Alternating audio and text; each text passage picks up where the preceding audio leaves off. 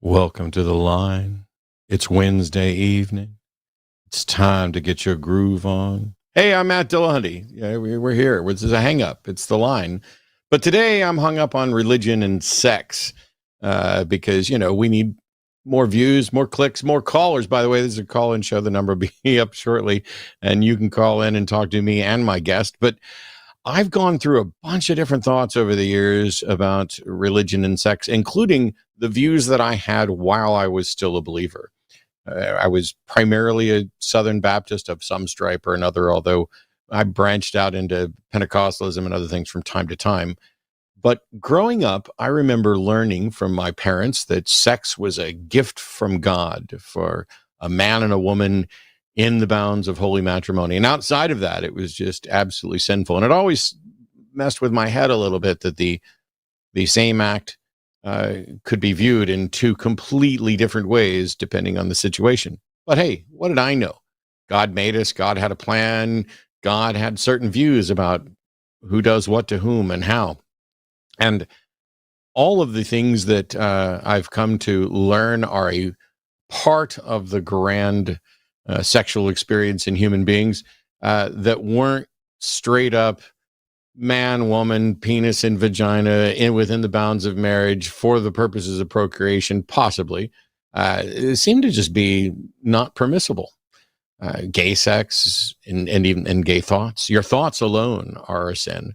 So there's no recognition of any natural human sexual spectrum or a spectrum of sexuality. There's no gay, bi, pan, straight. Those are all just choices that people make that are in fact sinful. God created one man, one woman. That's the way it's supposed to be. And everything else is absolutely out of bounds. In addition, purity culture didn't really take strong root until I was already out of my teenage years. But the seeds were planted even while I was still a teenager in the 80s of what became more robust purity culture. The really creepy, weird stuff of let's have a purity ceremony where a father seems to be the owner of his daughter and has a sort of mock marriage ceremony where she's like wedded to her father, which also promotes this notion of the father giving her away on her wedding day and things like that. But you weren't supposed to have sex outside of marriage. Lust is bad, according to the church, according to most Christian religions that I'm familiar with. Sexual thoughts just in general are bad. Anything that isn't to glorify or doesn't serve the glory of God is bad. So of course, sexual thoughts are going to be sinful. Masturbation is bad. Although I do remember that I did in fact get caught one time by my mom. And it was, I don't think either one of us really enjoyed the experience of the awkward kind of conversation that almost took place. But basically it was, she seemed to recognize that this might be a normal thing and that I should just make sure I'm doing it in private. I didn't get a lecture about it being particularly sinful for that one. So I'm not completely sure what her thoughts were, but I did hear from other people who had been told within the same church that masturbation was sinful. I remember my parents talking about sex and what a wonderful thing it was. It was just awesome. It was the most awesome thing, provided you were married. As I grew up and learned a little bit more, I was still a believer, and I thought, I don't have any baggage. I don't have any sexual baggage. I have I understand this sex stuff. I had sex, but by the time I was like 18, I was like, I know what's going on. I know what's right and wrong. I know what sex is. I know what perversion is. I know what kinks are. I know what I should be doing, what I shouldn't be doing. I got it all worked out. And none of the little problems that other people have. I just don't have that. And boy, was I wrong. As I went out into the world and interacted with more and more people, I found that a lot of people had been raised considerably different to the way that I had been raised. And some of the people that I interacted with had very different views about sex and sexuality. I was in the Navy during Don't Ask, Don't Tell. and had to process people out of the Navy for merely being gay. And it was in every situation, they were some of the best sailors that I knew. They were good at their job. They were career minded. And because of the society's aversion to homosexuality, the rampant homophobia just that infused society, we basically outlawed anyone in the military being or expressing or identifying that they were gay, or whether or not you were gay or did something gay, which I guess is another way of trying to phrase this is, hey, is the act gay or is the person gay? And we went through this a little bit on the show the other night. And my takeaway is I don't even care. I'm not even sure why people are trying to label it. If you know that person A is in some sort of relationship with person B, what difference does it make whether one of them's gay or bi or pan or straight or somewhere in between? That's just a kind of like a label of convenience. All I really need to know is this person is in a relationship with this other person, and even that's not my business. But I mean, I don't need to categorize somebody else's love life or their sex life. The amount of busybodiness and the inability to mind your own business, it's coming up over and over again in these conversations, as is the problem of having a completely heteronormative and cisnormative kind of take on everything around human sexuality. But the times are changing.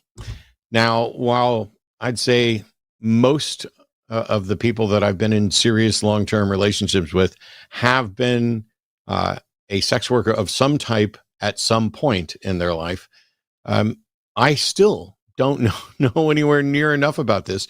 And the demographic just keeps changing as to, what counts as sex work. And the harder questions, which is when you're looking at this from a moral perspective, we're not just talking about the broad spectrum of notions of human sexuality, but there are issues of what types of sex work may or may not be exploitative, and exploitative of who or whom, and is it leading to sex trafficking? There are plenty of issues that come up every time we're going to try to talk about sex work, not the least of which is whether or not sex work is real work. It is. That's not even on the table for today.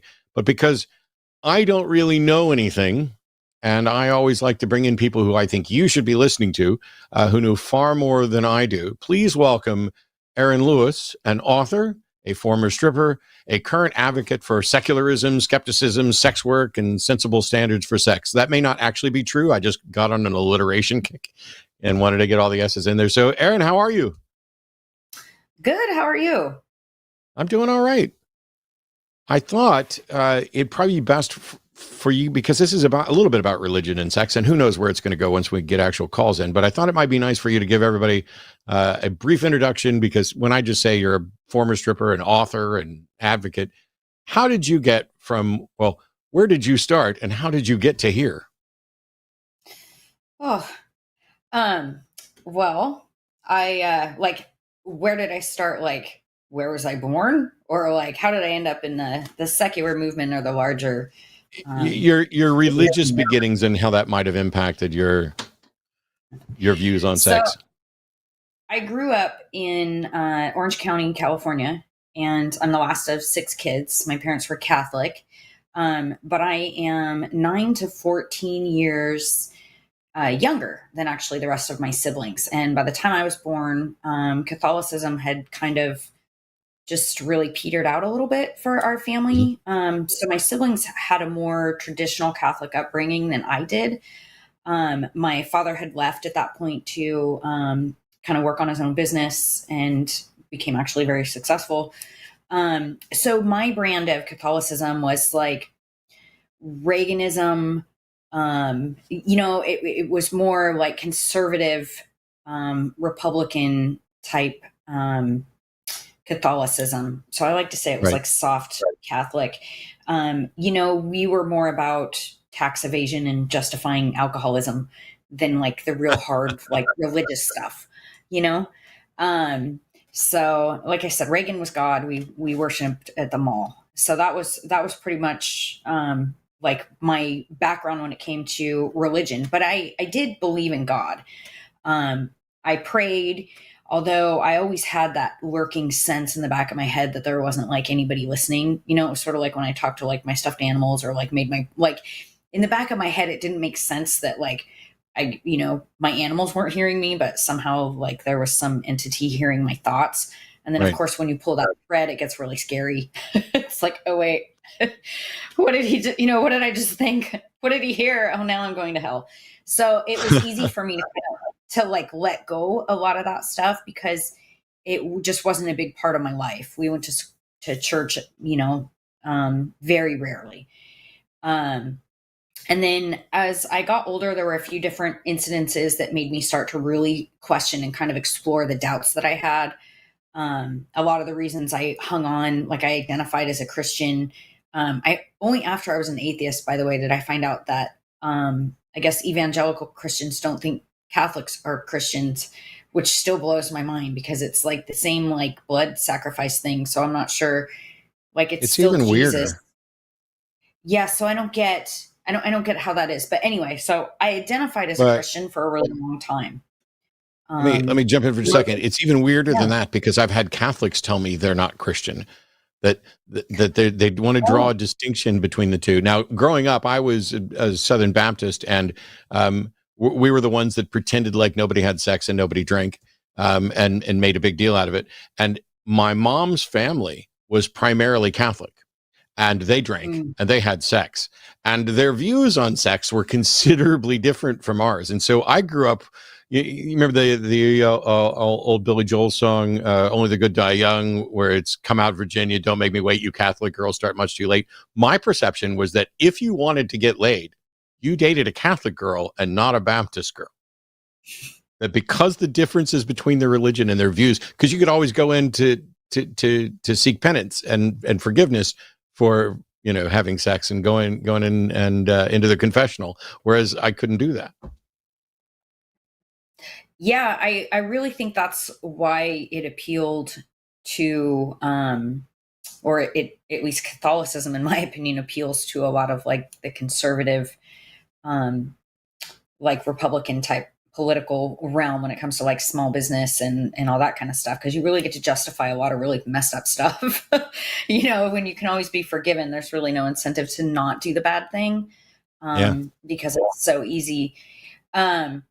So anyway, I had a couple of incidences that kind of really made me question that. And then the more the more I started questioning it, I of course started reading, and I started with some like science books and physics books. I was actually looking for evidence of a soul. I think my main, like God wasn't really that scary to let go of, other than the social aspect of it. I was a little nervous about not saying I didn't believe in like a higher power. So I did do that spirit, I'm spiritual. I believe in a higher, there's something out there, I did that for a minute. But it was the life after death thing that was actually really hard for me to let go. And so I started to look for actual like real evidence of a soul and an afterlife. And I kept coming up like empty handed. And from there, I moved on to, the more of the atheist authors and things like that. And then I was like, well, holy crap, this is what I am. I'm an atheist. So there you go. But I ended up getting into like the larger movement because of my son. So it was really mama bear, you can think. There was a school that was promoting a church event by giving everybody in the school a free bike. And wow. That was how I ended up becoming affiliated with the Freedom from Religion Foundation. They wrote a letter to the district, got that to stop happening. Then they published an article of mine, and I was like, oh my God, people are actually wanting to read something that I wrote. And I'd always wanted to be a writer, and that sort of kicked off this whole thing. And now I have like 6 books, and I'm sitting here talking to you. Yeah, 6 books. And I just read an article you wrote, or that was published in April, on secular humanism called Mourning My Ghosts, where you go into, maybe touch on that, about the beginnings of your skepticism and how it robbed you of your belief in ghosts. Well, I used to be a ghost hunter. And so I, like with my friend and I, we used to go and look for that. And like I said, I think that and actually, like I say in the article, is I think one of my main things is that I really wanted to believe in an afterlife. So there's the ghost and the fun and the scary part and the spooky and the going and looking at stuff and the history and the stories. There's all that. But really, when you get to the bottom of it, if ghosts exist, then we don't really die. And death is scary. I mean, it's supposed to be scary. Otherwise, I mean, we'd all be jumping off bridges. So, for me, that was really what kind of kicked off that skepticism. As far as like, I had to start, once I realized that I was an atheist and I started to pull that thread, it was, I couldn't find any real hard evidence for it. I don't know if you're familiar with Kenny Biddle and CFI, but he's written a few things and he debunks all of the EMF readers and the, like the orb and all that kind of stuff. So it was like, once I started to look, like once I noticed that the orbs were, or I found out that the orbs were dust reflecting, it was like, damn it, okay, so now I got to look at everything else. And it just sort of fell apart. And I didn't really have much of a choice but to let go of that stuff. And then you actually have to face like the really hard, thing that, hey, I'm going to die one day. And I'm not going to see grandma. I'm not going to see my mom. I'm not going to have all of that. And what it did was, once I started to let go and work past like the fear of that and basically the mourning period of like losing that part of how I looked at the world, it changed my perspective on how I live. It actually lit a fire under my butt when it comes to like things I want to accomplish and what's really important. Those are some of the grand moments you were talking about.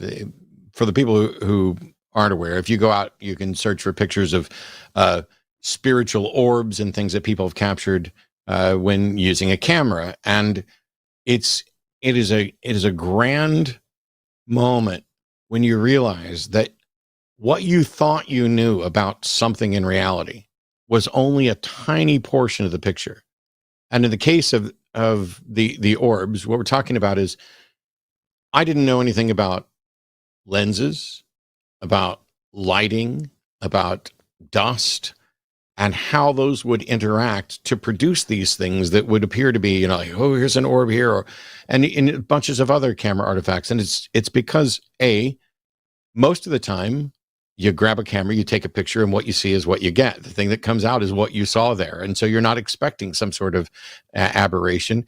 But every now and then there's a trick of the light, some rays coming through a window hits a mote of dust, and it happens to be at the right spot with regard to the focal length of the lens, and it creates an incredible illusion. And figuring out that this thing you thought you knew how it worked can do something else and lead you down, at first, the wrong path, but eventually later it leads you down a wonderful path of being able to say, hang on, what are these other false assumptions that I've made? What are these other failures to apply skepticism? Where are these what are these other circumstances where I've been so cocksure that I knew what was going on, and then it turns out I didn't know anything? Yeah, that's can be a hard one to accept, but definitely, once you pull that thread and you apply that kind of critical thinking and logic evenly, you find out that you're wrong a whole lot. So, which I would say, I'm actually really grateful for a lot of the things that I've been wrong about, because it's taught me a lot. And it's actually made, I think it's made my life better in the respect that I can appreciate more, and I think it's always good to come to a place that, or come from a place that, maybe I'm wrong. Yeah. And so, having read your books, I'm getting an echo of me. Anyway, having read your books, you started working as a stripper around 18 and did this for 20 years. And most people my age or older, certainly when they hear that, sex work, irrespective of anybody's religion or religious baggage, has just generally been viewed as a negative in society. And this perception that nobody sits around going, gosh, when I grow up, I want to be a stripper. I want to be a cam girl. I want to be, a porn star. That may be, in fact, changing. But there's a bunch of issues with the industry. How did you get involved, and how did you stay with it as long as you did, kind of pushing back against many of the stereotypes and assumptions that people have about it? Well, mostly because I just have an inherent disdain for authority. And I really, really, really hated a regular job. I graduated high school early, just after I turned 17. And so I went right into working. I moved out with my high school sweetheart at 17, and we were working at McDonald's. I moved on to a call center, and I hated getting up every morning and going into work. It sucked. I hated the politics of the office. I hated sitting in my goofy little cubby. Everything about it just sucked. And so I was constantly looking for something that would be, just not so like soul sucking, if you'll excuse the term. Mm-hmm. I'm a skeptic. But I answered an ad. Actually, the first time I tried to be a dancer was an alcohol service for bachelor parties. It was like and they told me I was too pale and too short and my boobs were too small, and it was like devastating. And then I hated my job that much that I answered another ad, and this was to be a topless waitress at a nude club. So you only have to be 18 to work in a nude club. I think that's pretty generally the rule in states that have full nude clubs. And of course, I worked for like a week and a half, and I would go on stage and then waitress, and I was a terrible waitress, but there's that whole like authority like job thing too that really sucked. And so I got an ultimatum about a week and a half after I started waitressing to be a dancer, and that put me in the realm of being an independent contractor. And now I was self-employed, which was really kind of cool. Although there were a lot of rules, that's a little more complicated into how that all worked out. But I think I retired probably 5 or 6 times in the 2 decades that I danced. I'm sure it's at least 5. And then even when I actually retired for good in 2019, right after Expose Yourself came out, after the pandemic happened, the owner of the club that I worked at offered me a mini feature spot so that I could come back and kind of promote my books for a weekend. So technically I'm still only semi-retired. So at some point I'll like slip and break a hip or something, and like I won't be able to do it anymore, but I don't know. So, but it was hard to quit because I got used to being in control. I got used to being able to pretty much, run my own show and not be under anybody's finger. Right. And I went to school to be a pastry chef before my husband and I decided to have a kid, and ended up not being able to work while I was pregnant because I had really bad morning sickness. And then I ended up working as like an admin. And then I think I was like maybe 5 or 6 months pregnant. And I was like, I can't imagine after like making this human being, I'm going to hand him now over to daycare. Not to mention daycare was really expensive. And even when I tried to work as a chef and pay for daycare, I think I netted like $2 or $3 an hour. So it was like, well, this is silly. And somebody else is with my kid all day. So it just ended up being better for me and my son and my family to work, a couple of nights a week rather than, 30 or 40 hours a week and pay for daycare. And I got to raise my kid. So that was really kind of it. But yeah, I'm kind of a jerk and a terrible employee. So I think that's really the bottom line. So I know there's people who are going to have tons of questions. By the way, we're going to, at the end of the show, we'll go through and we'll read all the super chats that are $10 or more. But if you have questions for Erin, you can go ahead and get calls in. We don't have any open lines at all right now. We're going to get to calls in just a couple minutes. There's a couple of quick questions, just mainly for my own curiosity and to maybe spark some calls from people. There's two aspects of something like being an exotic dancer or working at a strip club, and that is the performer and the customer. And there's often, well, having spent a considerable amount of time and money in strip clubs over the years, I've witnessed a variety of mindsets, both from performers and from customers. And with you having done this for a while, I know there's a bunch of weirdness and everything else. I used to joke that people wanted to always label the atheists as the ones who were the immoral, I was like, wait a minute, there's not Christians at these sex clubs. There's not Christians at these strip clubs either. And why is it every time I'm watching porn, they've got a cross necklace on? It's every single time you go in for a good close up and there's a cross right there. Did you have experiences with, not, this job isn't for everybody, and some of them, it's perhaps because of their religious baggage that maybe the job wouldn't be for some performers, but also being a customer isn't for everybody. There are people who absolutely are going to walk into those places with the wrong mindset all the time, and a good chunk of them are struggling with religious baggage or trying to escape some of that religious baggage. I wonder if you'd touch on that real quick. There's a lot to touch on there.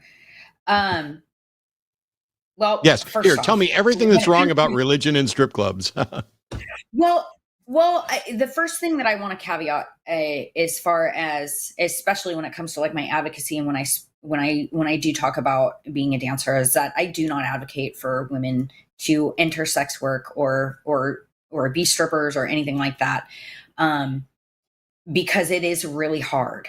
There are situations where, like you said, if you're not applying skepticism or critical thinking to people you meet, to circumstances that you're in, you could end up in a lot of trouble. There are people that you can get really hurt, and not only that, but the headspace that you can end up in as a dancer or performer.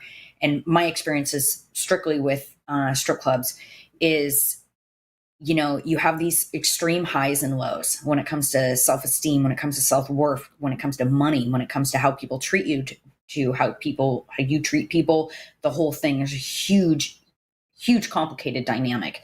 So I always caution people who are, especially young women who are thinking about doing it, because it is not all glitter and dollar bills. Sometimes it is really, really hard, and it absolutely can be dangerous.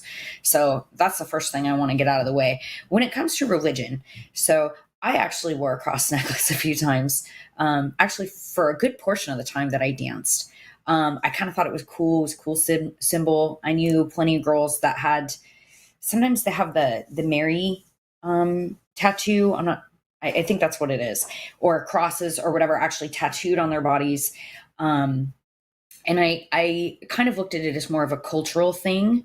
Once you're already in the club, you've had to have gotten over some of your baggage, at least a little bit, because you're up there naked. Of course, some people will soften that with, drugs or alcohol. When it comes to customers, I've had all types of religious type customers, but not necessarily like fundamental religious. It's more like the soft, squishy type stuff that I ran into when the conversation came up. It's not always something that was like, hey, what church do you go to? It's not. It was not like my opening line. Yeah. So the hangups I would have would be, people might be embarrassed about certain fetishes or certain likes or wants, or they would have questions for me. When you get past the sex part of it, or the sexuality and the dance part of it, they would have questions for me, relationship wise, how to interact with women. A lot of, is this normal? Is it okay for me to feel this way? Is it okay for me to like feet? is that kind of thing. So there was a lot of, it was more like that kind of a thing. I had one customer that did used to brag about being, I don't remember what flavor it was, about being a great Christian and really, without me prompting him, this was just his whole spiel. He was obviously, for whatever reason, thinking he was trying to endear himself to me or whatever, but he like went on and on about it, and then went on to continually try to grope me in like literally the one place where it wasn't allowed. In fact, I have a chapter called that. I'm not sure if I can say it, so I'm not gonna. You can say whatever you want on here. I'm trying to watch my mouth. Okay, so it's called "God Told Me to Touch Your Pussy," because he was literally telling me that while he was trying, and I was like fighting him the whole time, like not fighting him, but like like trying to stop him from doing it. And I succeeded, but then somebody else danced for him later and came. The look on her face was actually hilarious. It's terrible, but she came out and she goes, "Oh my God, this guy just grabbed me and he told me that God told me to touch my, told him to do it." And I was like, yeah, okay. I never even considered kind of weaponizing religion for manipulation in the strip club. I mean, that would have never occurred to me. Well, it didn't either to me until it like happened. And then it was like, oh, wow, really? God said that? Okay. For me, though, what you were talking about right before that, I mean, I've already mentioned my history, but I would go to the club sometimes with friends to hang out. I'd go to a couple of clubs actually for dinner, and I would sit there and play chess on my phone and not really pay too much attention to what was going on. And I would wait for the person who caught my eye, not just for the way they look, but sometimes you're looking for any kind of spark connection. Because for me, I viewed it more as like naked therapy. I was there to talk to someone and have someone talk to me and to interact. And yeah, if you take your clothes off, and I'll pay you for as many dances in between the sitting there drinking and talking. It's like a date that's not a date. And I know that this can confuse people on both sides, because there's a game being played, and it's really better, I think, if everybody just acknowledges that up front. And to hear about someone saying, basically, well, I've decided that the way I'm going to play this game is to say that God told me to touch your pussy, and then I'm going to go for it.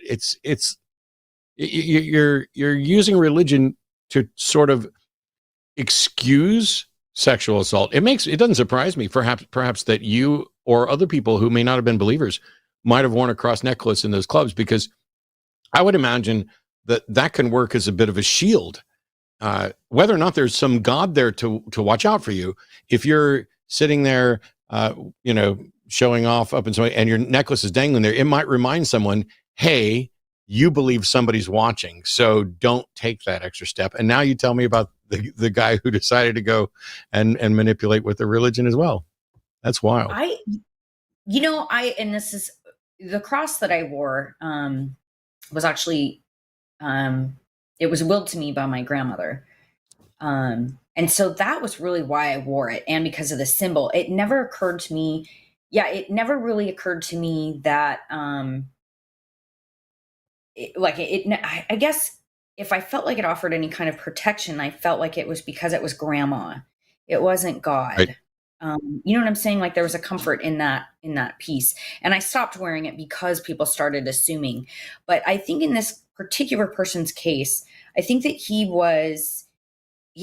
didn't let me get a word in edgewise. So number one, he was assuming that I was Christian, like the way that he was talking to me. I doubt I had that necklace on. I danced to like heavy metal and stuff. So like I had a spike collar for a long time, and, Nice.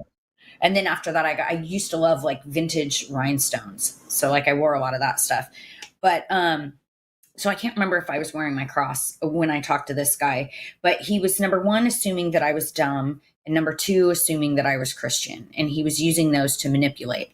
But I want to touch on what you said, because I got to say, I think you're the first person that I've ever talked to in this type of context that is actually been a patron and somebody that understands what you just said, what you just laid out as one of the pieces that I realized was missing from advocacy, or when I started talking about being a stripper and people would ask me questions and I'd have interview questions, that were all pretty much typically the same. Well, I don't go to strip clubs, so how is this and how is that? And everybody assumes that it's the dirty old man in the trench coat, that it's this nasty groper, predator, incel kind of, it's 95% of customers are not like that.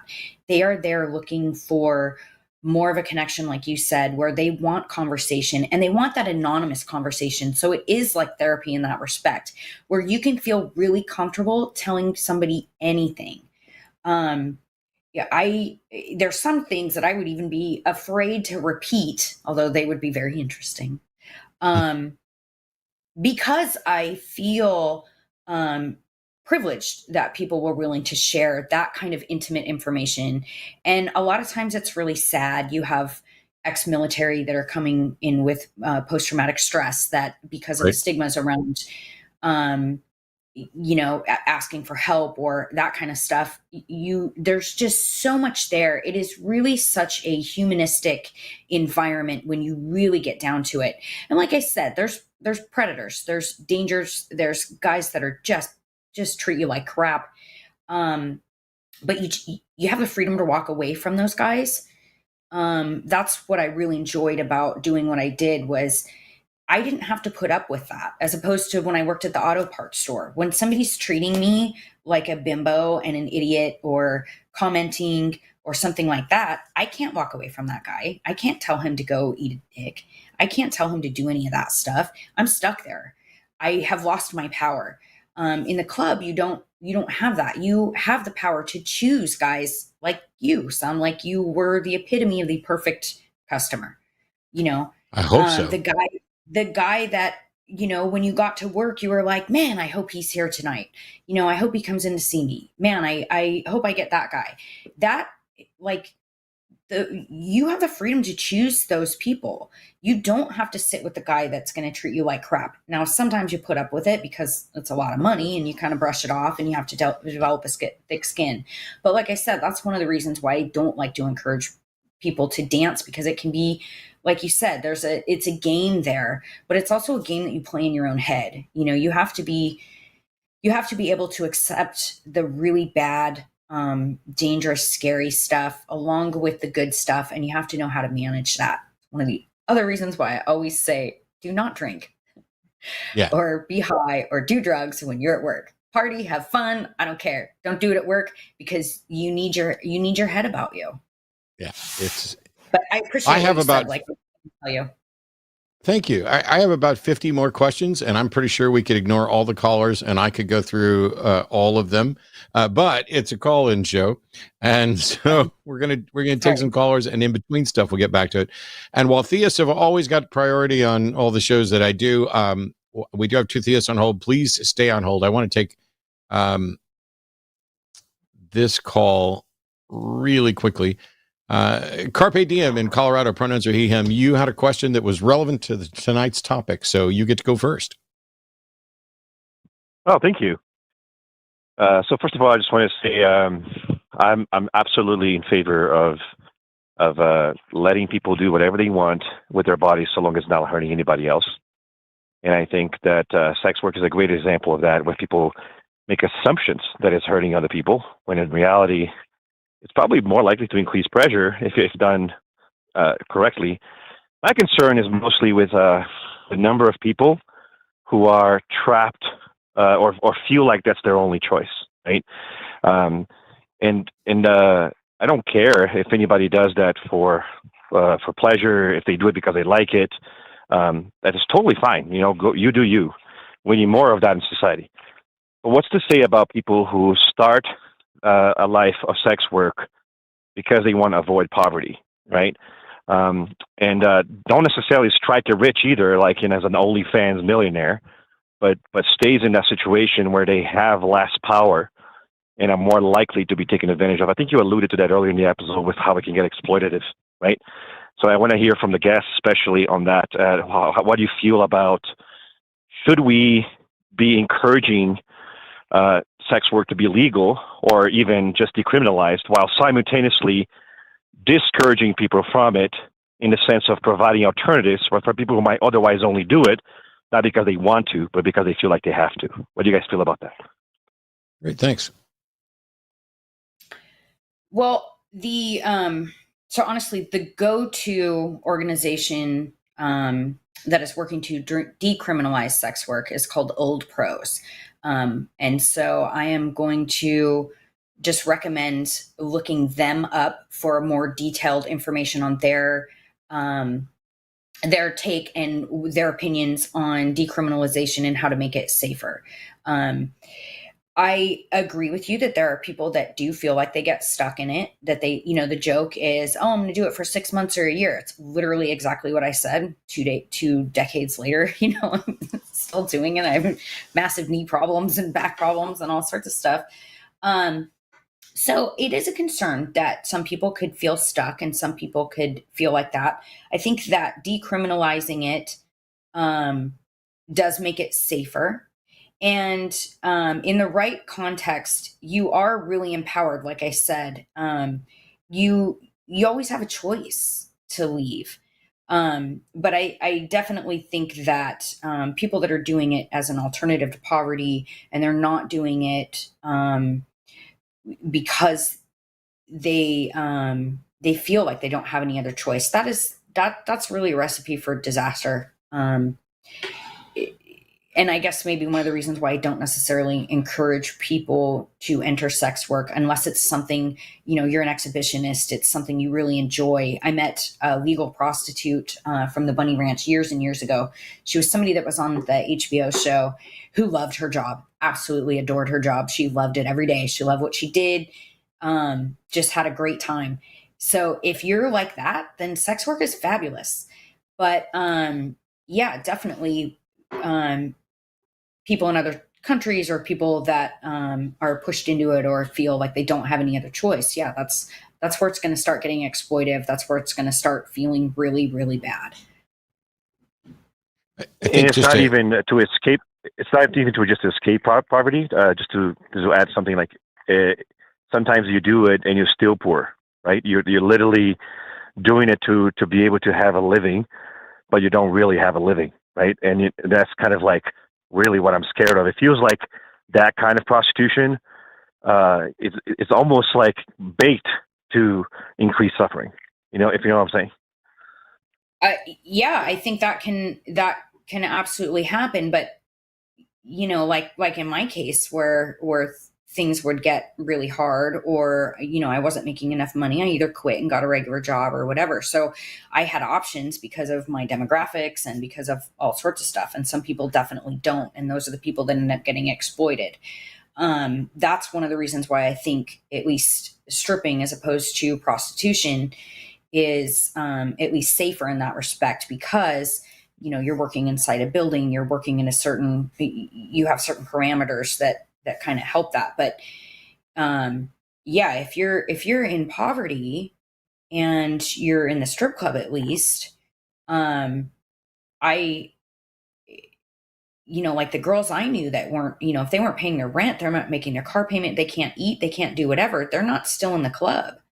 They're out getting a minimum wage job or, doing something else. And that's just my experience with that. Yeah, I think kind of touching on what you were getting at, Carpe Diem, is I'd love to see, first of all, universal basic income and finding a way just to end poverty as well, because exploitation can come in many different forms. And some of the people who may find themselves in sex work might be being exploited by a partner or a pimp or poverty. The difference, though, with poverty is that, I guess it's alliteration day today. I guess the difference with poverty is that there's not necessarily another single person you can point to who is setting someone up to be exploited. And so I think that our duty as humanists and as just citizens working together to make the world better is to eliminate the need for someone to essentially exploit themselves, and then make it so that the people who might be exploited by somebody else have recourse. And one of the things that legalizing sex work does is allows us to make sure that the people who are doing the work have the protection of the law. Because when you're operating outside the law, you lose the protection of the law. And so if you are, standing on a street corner as opposed to at the bunny ranch, those are two completely different scenarios, despite the fact that what's taking place is essentially the same. One person's going to give somebody else some money and they're going to have sex. By the way, that's the same thing that happens in pornography and other things. To recognize that there's a difference between the different types of sex work is incredibly important to us, making sure that we're advocating for responsibility on the individual level and responsibility at the societal level, so that this can be as safe as possible, and so that people don't feel trapped into it just because it was better than an alternative at some point. You could look at it like a marriage. There are plenty of people who are trapped in a marriage because they don't have any other options. There are people who are, the entire clergy project is about people who are trapped in the pulpit because they don't have another option. And none of us, no matter how much I might be an advocate and friend to sex workers, none of us are advocating for this as, hey, here's your path to glory type of thing. No, absolutely not. And I would say one more thing though, is that I think a lot of the exploitation happens, and a lot of people that end up feeling trapped comes from the fact that there are so many stereotypes and stigmas around sex work. Because when you feel like society looks at you like you're a piece of crap, or you're a drug addict, or you're whatever, garbage human being, that makes it really hard to get a regular job. So I think in addition to the to at least more regulation and legalization, or at least decriminalization, the destigmatization is, now I'm having a problem, it might even be more important, because a cop that thinks that you're a piece of garbage isn't necessarily going to listen to the laws, even if it's legal. If he's looking at you like you're a drug addict or a thief or whatever, he's, you know what I'm saying? That protection may not be there for you. And I think that's especially true for minorities and marginalized groups. And that is one of the reasons why I wanted to refer to Old Pros, because they really have done the legal legwork and the understanding on this kind of stuff, and understand it better than I do. Understand that I came from super, like I never had to dance. There were times where I felt like I had to, because in the moment I needed something, or getting a job was hard or whatever, but never once in my whole life did I experience poverty or have to dance. Have I known people that have been borderline? Yeah. But in my particular realm, I just wasn't around a lot of that. And even dancers tend to actually stigmatize prostitutes. We other people also, we can be tribalistic, and that was something that I had to kind of step out of my box and learn about too. But there's a pretty clear line between stripping and prostitution. I think I want to thank you guys for taking my call and for sharing your thoughts. My only last thought is something that actually came out of this last interchange here. And I hope somebody else calls about this, but if not, it's something that I think it's important to talk about too. The whole legalization versus decriminalization thing is actually a very interesting conversation, because I think trusting a system that has repeatedly failed to protect you, right, with securing your rights and protections, will probably be a hard pill to swallow for most people in the industry. And I think, if I'm not mistaken, there's a bigger preference towards decriminalization over legalization because of things like that. And the attitude that if legalizing might actually increase the suffering and the access, actually. Like right now, if you want to you have to take the risk of doing something illegal, but at least you don't have to jump through hoops to do it while you don't have a way to pay for your meal. And again, this is a poverty issue. But I think that I personally feel like just like going to the dentist, it's a health thing that needs to be kind of looked at and taken care of as a society for us to be careful to not spread, to hurt other people. But I think that there's a lot of good arguments to be made in favor of just decriminalizing as opposed to legalizing, because of the way the sex workers sometimes feel about being under the watchful eye of the law, so to speak. And I think that Erin kind of spoke about that a little. Thank you. Yeah, that's a conversation for another day, but I appreciate the call. Thanks for the question. I'm not the best person on decriminalization versus legalization because I'd probably be happy with either one. I think that one of the things is definitely decriminalize at a minimum. But I got a couple of announcements to make, and we got more calls, and we're getting on to theist calls. And so let me do this. Welcome to the line. You're watching The Hang Up, and my guest tonight is Aron Lewis. You can go to erinlewis.com and find her books and other information, as well as following her on Twitter. There should be some notes down below in the video description where you can get more information about Erin and myself and the other people involved in the line. There are more shows on the line. As a matter of fact, tomorrow at 2 p.m. Central, we'll have Katy and Dr. Ben on the Transatlantic Call-In Show. Sunday will be myself and my guest, No Illusions, at 2 p.m. Central on the Sunday show. Shannon and Apologia on Skeptalk on Monday. And next Tuesday, Erin will be back on Dying Out Loud with Dave Warnock. So you get it 2 opportunities within the span of a week to listen to Erin, and that's awesome. Next week, Hang Up is with Apostasy or Apostasy, but just to make it clear who's coming on. And because I'm getting ready to take some theistic callers, let me touch on this real quick. Hi, I'm really glad that the theistic callers are lining up to get into this show and the Sunday show. I love it. Happy to have conversations. I'm really happy that Erin's here as well on a night when we're going to get some theistic callers, because I want to hear her thoughts as well, as someone who's not as deep into the let me debate, religious stuff with people as I am. But I want to remind people that we've also started a new show, which will not be on a regular weekly basis right away. It may be monthly. It depends on how many applications we get.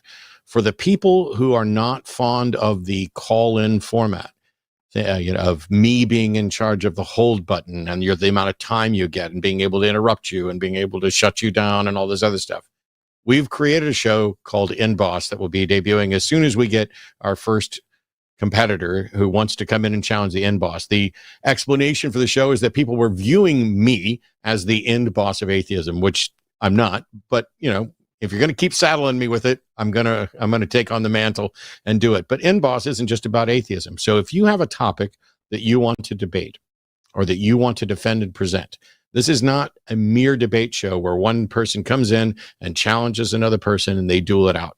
The format for In-Boss is that after a really brief 2-minute introduction to the show, you as the competitor are going to have 10 minutes uninterrupted to present your case for whatever the agreed upon subject is. It can be, legalizing versus decriminalizing sex work. It can be, should I respect trans people's pronouns? It could be, is there a God? Does Christianity make sense? Whatever your particular issue is, you can go to qnaline.com/inboss and fill out an application to be on the show. You'll get 10 minutes to present your case.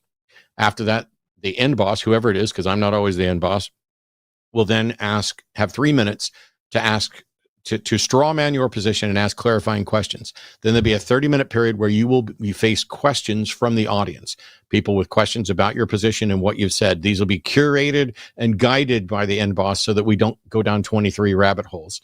And then after that, the end boss will have about 10 minutes of directed questions to bring everything into focus and go after exactly what you said. And once you get done with all that, you will get the last word, apart from the thank you for tuning in, goodbye type of message. But there won't be we're going to cut you off and then debunk you afterwards.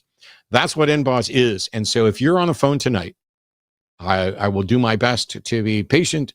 Please I realize that there are delays in the audio and that we're going to end up talking over each other. I'm going to ask clarifying questions, and I'm going to make judicious use of the mute button. And if you don't feel that you were able to actually present your case fairly and thoroughly today, go to qnaline.com/inboss, and you can apply there. to be maybe perhaps even our inaugural guest. On that note, let's get into some of the theistic callers. Vadim in Georgia, pronouns are he, him, is a theist to some stripe who wants to talk about supernatural, paranormal, ghost stuff. So welcome. Is it Vadim? Yeah, Vadim. Can you hear me? I can hear you, Vadim. Welcome to the Hang Up. Hello? You're on the line.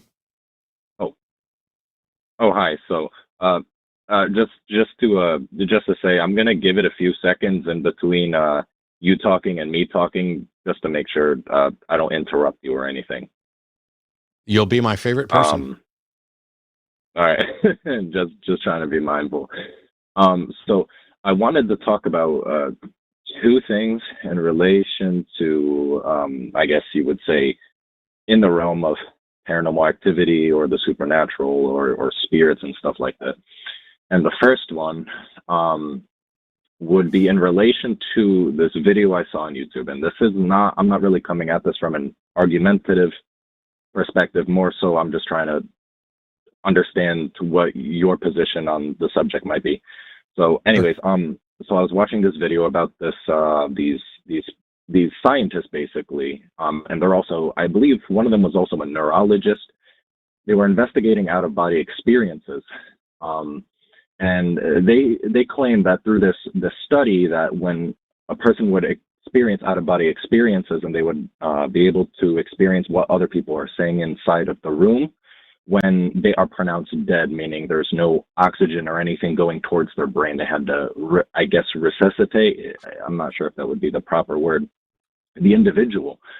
And there was, and someone claimed that how could this be if there's no oxygen going to the brain, that they would be able to experience all of this, all of these, audio stimuli and stuff like this. I'm not a neurologist. I don't understand too much about this subject. So I was just wondering if you could help me understand. Because it's more like, hey, I don't know, therefore supernatural. Yeah. I think that's probably what seems to be happening, at least my impression, is that quite often when we don't understand something, we are really uncomfortable with saying, I don't know what the answer is. I know it must be something supernatural. And so I haven't seen the study that you're talking about. Well, I don't know if I've seen the study that you're talking about exactly, but I have done quite a bit of research on out-of-body experiences in the past. And one of the key things to remember is that death is not just a state, it is a process. And so I can cut off oxygen going to my brain right now and still continue to experience stuff and remember that stuff for some period of time after oxygen has been cut off. We don't necessarily know how long that is and to what extent it may be there, because most of the time, once the oxygen's been cut off, if the person is never revived, you have no way of knowing how long, I mean, apart from if they were connected to an MRI, they continued to experience something. The other aspect of this is that a brain in a state deprived of oxygen, and that is in the process of dying, is not functioning correctly. And so when people experience visions, hallucinations, trips to other places, we need a way to figure out, did that actually happen, or is this what a brain does when it's flailing around trying to make sense of reality with insufficient oxygen and blood and resources and stuff like that? And that's a hard question that I don't know that we have an answer to. We also know that we are really good at inferring things. And so if I die while I'm on the table, then my heart stops, which, hey, by the way, my heart did stop.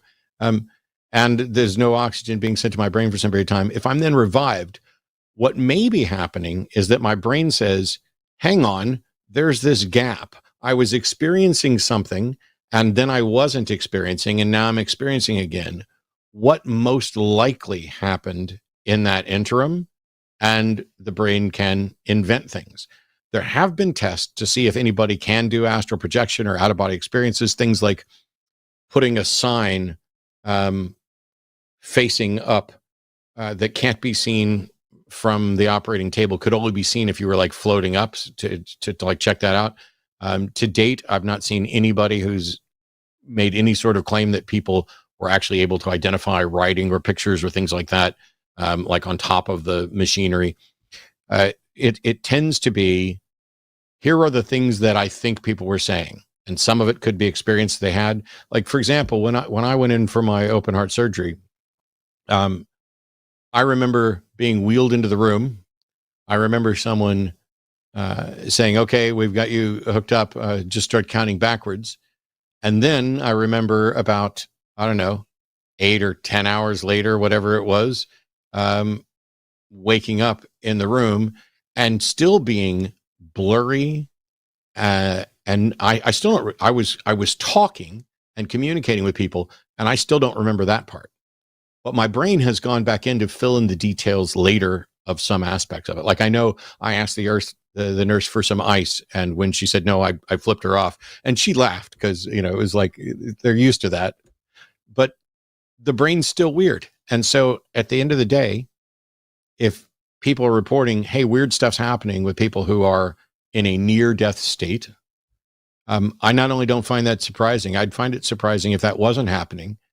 And the time to reach a conclusion about what's happening is after we have more evidence. It does seem weird to me, though. The ones who, we know that some people have lied and faked this, faked stories of trips to heaven. What we don't know is whether or not anybody's ever told the truth. We have reason to believe that people are honestly conveying what they think they experienced, but whether or not they actually experience it's another story. And so the position I'm in as a skeptic is, I have no good reason to believe that there is any sort of out-of-body experience that's truly an agent outside of the body, because I have no evidence for a soul or any sort of consciousness outside of the body. But as soon as there's good enough evidence for it, I'm down. Cool. Learn more. Right. I understand. Do you want me to move on to my second thought? I will, but I want to make sure. I don't know if Erin had something to add on that or thoughts, because I know that my bad. Her skepticism was in part related to, you know, kind of what she thought were ghosts at one point, and now realize they weren't. Sure. Yeah, I'd love to hear that. Pretty much everything that you said, Matt, is what I've come to understand as far as near death and the studies and all that kind of stuff. But the things I would say is that, you know, just like me, when I was letting go of ghost hunting and that supernatural and the idea of the afterlife, I mean, there's such a level of cognitive dissonance. There's such a level of bias and confirmation bias when it comes to really, really, really wanting that to be true. And that definitely colors the way that people look at these experiences. The other thing is that we do know that the way that memories are formed is that they're, you know, why eyewitnesses aren't, you know, isn't great evidence in a trial, right? Is because you misremember things. Your brain is almost wired to misremember things. So when you remember something, your brain is actually recreating that experience. It's why you might have a memory with somebody and you talk to them about it and they remember it totally different. It's because every time you pull up that event or that thing in your head, it changes. So in the case of a near-death experience or a traumatic experience or, you know, all this kind of stuff, the memory is extremely unreliable, like even more so. And then when you take into the fact the individualistic nature of whatever medical condition is causing your brain to be in that condition or you to start to die or anything like that, well, that could be a plethora of different factors that could affect the way your memory, the way you experience things, and, you know, all that kind of stuff. So, like Matt said, is the way that we know things, the way that we come to find out that things are true is through the scientific method. And as of yet, there is nothing that has proven these out-of-body near-death experiences or a soul or anything like that to exist. And so until we learn more, we need to accept what we have evidence of, which is not life after death. Okay. Yeah, I agree. I definitely agree with that. Yeah, I can get behind that. Sweet. Now, my second point is this is like, I guess, a little more broad, but still I'm rather curious about it, and I think I may have heard some other people talk to you about it on the show before. But it's in regards to how ancient cultures, like across the world, like cultures in Africa, cultures in like Mesoamerican cultures, and cultures like in Australia and Asia and stuff like that, they all believe in things that are all similar. Like, for example, witches that can shapeshift, or spirits that feed on people, and stuff like that. Or I'm not saying this is evidence of any sort, but I do find it to be quite interesting how a culture that is tens of thousands of miles away would have the same idea of a supernatural, I guess you would say, experience or phenomenon. And I was just wondering what your thoughts on that would also be. Sure. Erin, you want to start or go second? Or Yeah, why don't you start? Why don't you go? yeah, my first thing is getting reports of what ancient cultures believed and how many of them believed things kind of sketchy, and we don't have any way to verify or investigate. But the notion that different cultures would come up with different stories, different cultures would come up with similar stories, is also unsurprising to me. We're similar creatures having similar experiences, trying to solve similar problems and ask similar questions. Why is it that this person who was standing here talking to me a minute ago, who appears animated, is now laying down on the ground, not moving, and never moves again? It's a reasonable inference when you lack all other knowledge and understanding to say, oh, that means there was something animating that body, which is now no longer there. It must have gone on somewhere. And that simple inference, which we now understand we don't have enough evidence to reach that conclusion, leads to a bunch of similar stories. And I think probably my favorite example is before modern science fiction, from like the 1940s onward, the notion of aliens took on a variety of different forms. And if you watch early science fiction, there were, big beasts, small beasts, and you still get some of that in some modern stuff. But basically, with the introduction of Close Encounters of the Third Kind, from that point forward, reports about alien abductions and alien interactions, not universally, but largely echoed the, almond eyes, the short gray, the big head. And that sort of became, oh, this is what we're experiencing, despite the fact that that wasn't that similar to, what other people had potentially reported in the past. And so the convergence of stories echoes what we see in like convergent evolution, where different creature lineages have evolved different eye structures, different ways to solve the same problem of I need to be able to see better, or seeing better benefits me. And so there are different eyes. There's mollusk eyes that don't have a lens, and then all these other things. When you have independent creatures in different parts of the world evolving towards similar solutions, physically, as an example, then I don't find it all that surprising that thinking creatures who like to tell stories and want to understand the world are going to come up with similar stories. They're not all going to be the same.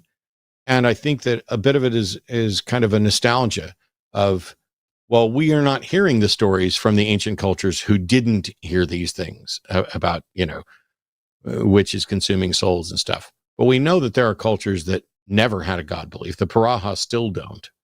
And so, it's certainly an interesting thing, but once again, I'm not as surprised by it. I'm more interested by the stories that they tell than the fact that they might tell similar stories. Okay. Yeah, I definitely agree with that. I would say there's, again, probably still no way to verify anything that they said was true.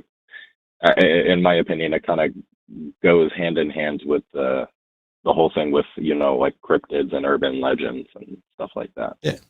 I would think, though, so my favorite argument against the existence of a God is the argument from divine hiddenness, that basically the world does not appear the way we would expect it to appear if in fact there were some sort of God actually interacting in a detectable way. And similarly, if there were vampires or witches who were consuming people or these things from the stories, you would suspect that as our ability to investigate increased, information about those things would increase. And what we find is for cryptids, for the Loch Ness Monster, for Bigfoot, for ghosts, goblins, chupacabras, everything else, as our ability to investigate and record information, there's a graph that shows, like, as the ability to videotape stuff increased, the reports, identifiable reports dropped off. You would think it'd be the opposite. As your investigative tools get better, you would think there would be more and better evidence for something that were true. And in fact, what we're finding is the opposite is happening, which I think is good enough for me to infer that these things probably aren't real, and they're probably the remnants of our own psychological fears and ignorance. But if somebody does come up with good evidence, that'll change my mind pretty quick.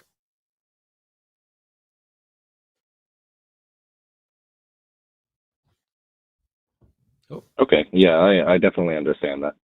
Sweet.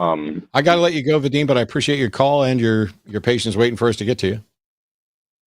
Awesome. Thank you so much for taking my call. I'd love to call some other time. Thank you, guys.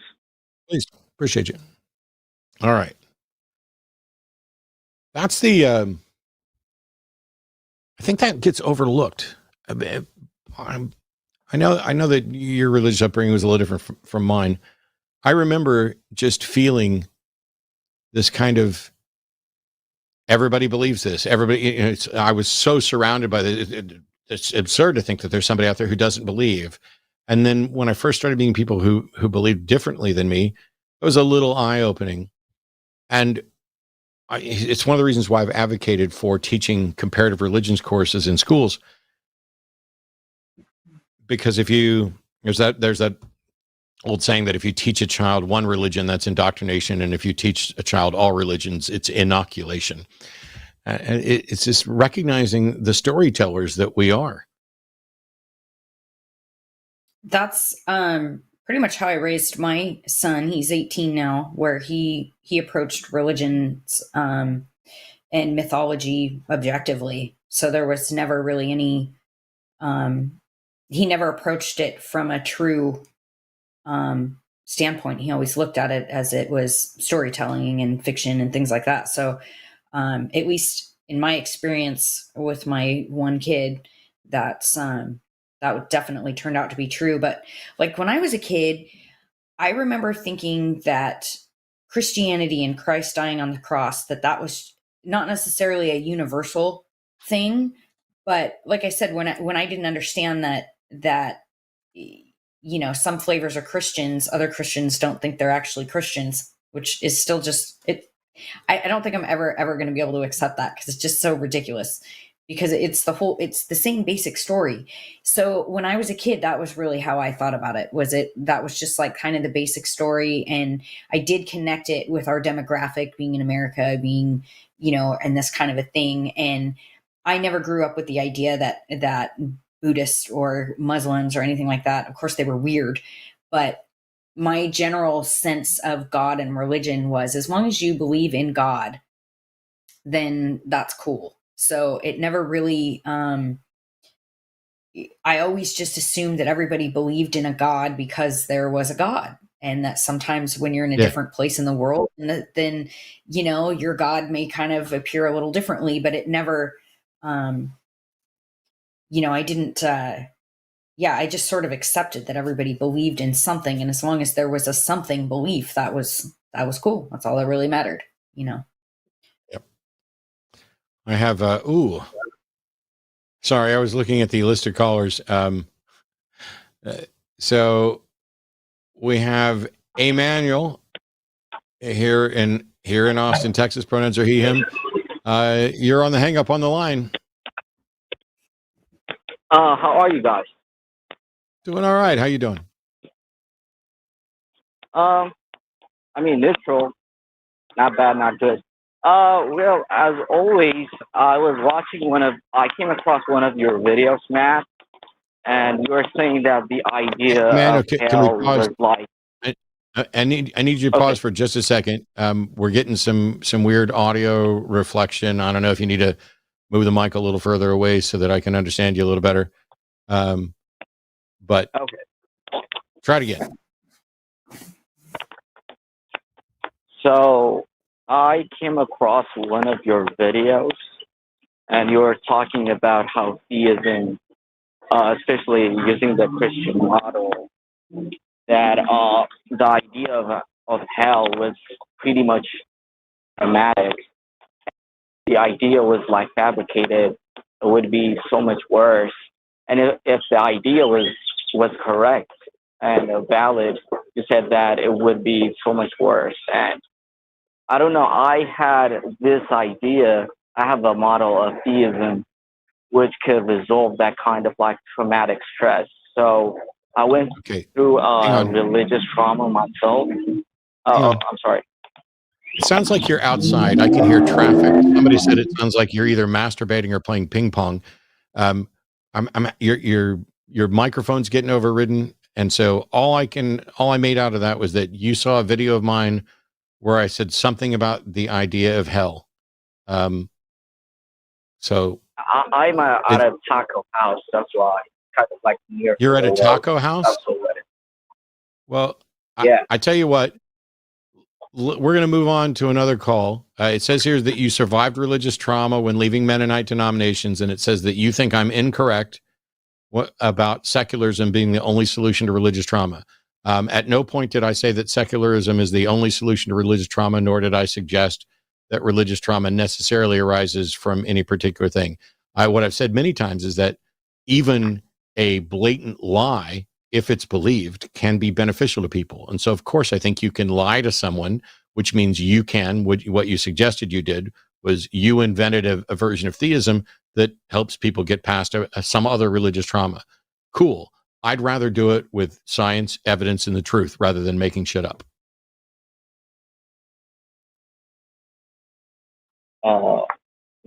Wouldn't you say that Christianity is kind of like a good source of comfort to those kinds of traumatic experiences, even though no, what I would say is that there are people who would find comfort in Christianity. Whether or not it's a good source of comfort is a separate issue.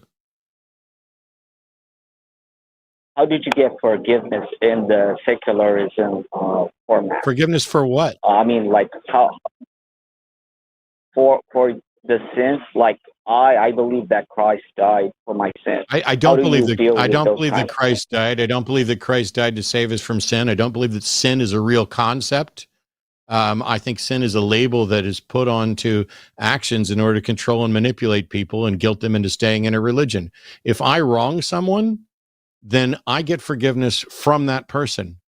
I don't need forgiveness from a God. If Erin were to punch me in the face right now and God forgives her, fuck that God. He doesn't get to forgive her. I'm the one that should be forgiving her for that. You know, it's a ridiculous proposition that some God is going to dismiss what you've done to somebody else. You act as a responsible human being. You take responsibility for your actions, and you are the one that needs to apologize when you've done something wrong. Get forgiveness from the person that's wronged. And if that person's not around anymore, then you just don't get to get forgiveness. And what you need to do then is take stock of your life and say, I can do better next time. All of that's superior to anything anybody's ever offered from any religion, including Christianity. And if I can say something, there are many Christian religious outreach groups, and that's actually one of the reasons why I started writing, to dispel the stereotypes and whatever. But because there was somebody that I had worked with who started one of these outreach groups who did a lot of stuff that she regretted, did a lot of really bad, dangerous things, made a lot of really bad choices, and then came back and found forgiveness and found Jesus and found her comfort. And yes, did she find her comfort? But when those outreach groups come into the strip clubs and they are offering their salvation, the first lesson that they are telling women that may have been abused or exploited or traumatized in some way is that they were born inherently bad. Now they are supposed to worship a deity who starts out from that point. So that is very literally the exact same pitch that a pimp gives you. Yep. You're bad, you're dirty, you're not living up to your potential, you're not worth this, you're not worth that. What you need is me. You need me to fix everything. You need me to do so. So are there some people that water down that kind of religious ideas that they find some sort of comfort in there? Yes. But when it comes to traumatized people, particularly what I've experienced with sex workers and people trying to rescue them and keep them, is that they're putting them into a different trap. They're taking them from one pimp to another pimp. One way or another, you're down on your knees for somebody that is telling you that you're a piece of crap. And I'm sorry, but fundamentally, psychologically, when you follow that piece of logic all the way down, that is not good for you. And that ends up putting many women in the same type of abusive situations that they left. It's just a different flavor, and everybody's telling them that it's a good thing. It's not a good thing. It's not a good thing to believe that you are inherently bad. That's not okay. That's not coming from a benevolent deity. So I take a lot of issue with just the fundamental idea of not only sin, but the fact that we are all born sinners. And if a God chose to take his only son and murder him and execute him in a brutally bloody, horrible way so that he could somehow make up for the misgivings and the bad things of the things that he created in the first place, dude, the whole thing is not only illogical, but it's abusive and it is manipulative. So yeah, would I rather have somebody go to those outreach groups when they're hooked on heroin and gonna die? Would I rather have that person go and find that church and whatever and not die and have a chance at some sort of life? Yes, that is preferable. But the idea behind being an inherently rotten, bad person that somebody had to get murdered and executed to forgive you is screwed up on a whole bunch of levels. And I have a hard time seeing that good for very many people. Does that make sense and address some of that, Emmanuel? That is, I mean, I think, one of the things that I think is, my proposition would pretty much be the concept of like being elected, right? So I think, I think God is very merciful when he is, sending his son and stuff to become the ultimate sacrifice. Yeah, and he didn't leave us our own. No. First of all, I'm muting you. Anything. He could have fixed that in any other way. He can literally do anything if he exists. And that was how he chose to do it. That is not somebody worth worshiping. It's just not. I'm going to let you go at this point, Emmanuel. Call in some other time. I'm tired of listening to the traffic behind you. I'm tired of half of your call being broken up. And I'm tired of you after somebody gives a passionate and robust accusation against Christianity for you to say, no, I think it was a good thing to sacrifice his son. You need to pause and think about what Erin said and give it some thought as to why any loving, wise being would have their own child slaughtered temporarily to just give up a bad weekend and then go back to being co-equal to God in order to forgive people for rules that he put in place. Why on earth, in any sense, would a God need to come down and take human form and sacrifice himself to serve as a loophole for rules that he created? It's a stupid system. It is an immoral system. And any God who advocates for that and anyone who makes an excuse and claims that this is a good thing has a moral compass that is so horribly flawed, I don't want to talk to him. But thanks. I will talk to them because that's my job. That's what I've done for 20 years. But that really made me mad, Matt. I know. And it should. this notion that, he's talking to someone who, and by the way, I would have, if it hadn't been for the background noise and everything else, we probably would have continued that. Emmanuel was saying basically he experienced religious trauma and found his way out through another religion, whether it's one he created or one that he adopted, doesn't matter. Religious trauma syndrome isn't even recognized, but Dr. Marlene Winnell came up with the term and did a bunch of studies and brought it into kind of at least more common parlance. I met her and talked to her about it shortly after she proposed the idea. I think it's clear that there are people who are suffering trauma because of religion. And what I would say to Emmanuel, if he were still listening, is that while you think you got over religious trauma coming out of your Mennonite religion to whatever you have now, I would say you are still suffering at the hands of religion if you are willing to look at things in those terms, to suggest that it was merciful to slaughter someone in order so that you yourself could forgive someone for thought crimes. It's the bizarre. idea itself is predatory, and that's one of the reasons why I compared it to pimps. I've wrote an article about it, and I believe I wrote about it in Expose Yourself, is because the concept is fundamentally the same, and it's abusive either way.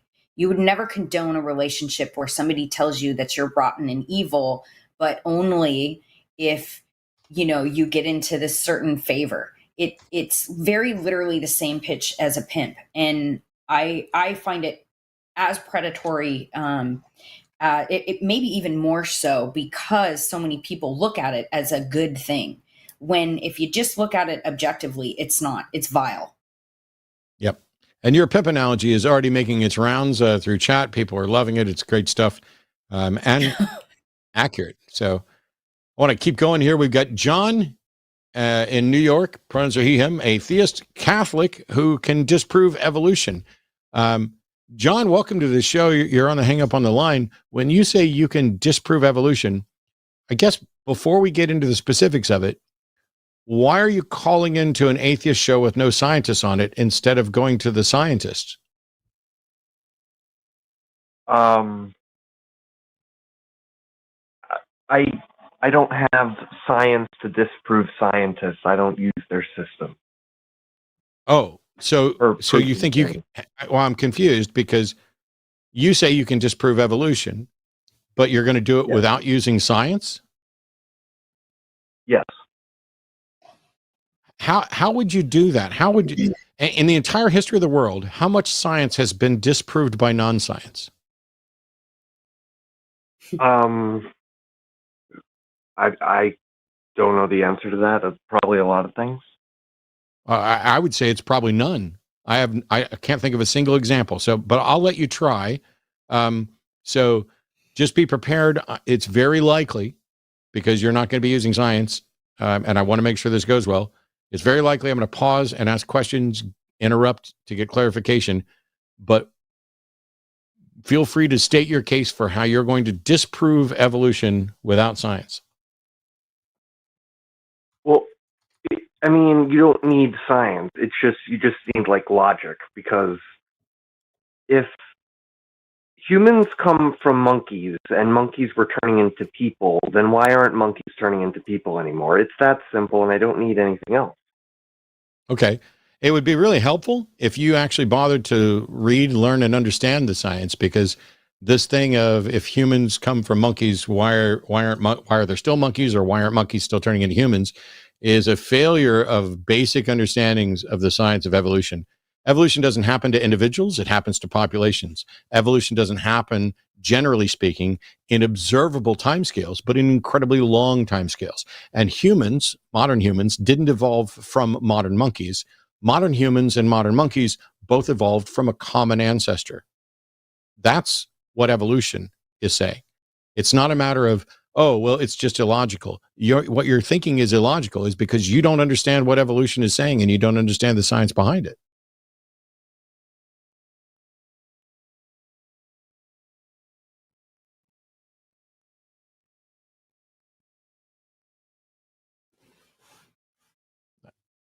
Is that it? Okay. Thanks for trying. I honestly don't believe I got that call. Well, I mean, I'd like to see him try to call in without using science. Yeah, it's really strange. But you know, it's. I think the reason that he called in here is because last night, as our wonderful, lovely producer Arden just reminded me, last night was Skeptalk with Forrest and Guts Gibbon on there. So you had two biologists, one of them a primatologist specifically. You could have called in then and talked to two scientists, but the caller already knows it's not going to be useful to call in and talk to a science because he doesn't understand the science and he doesn't have science that counters it.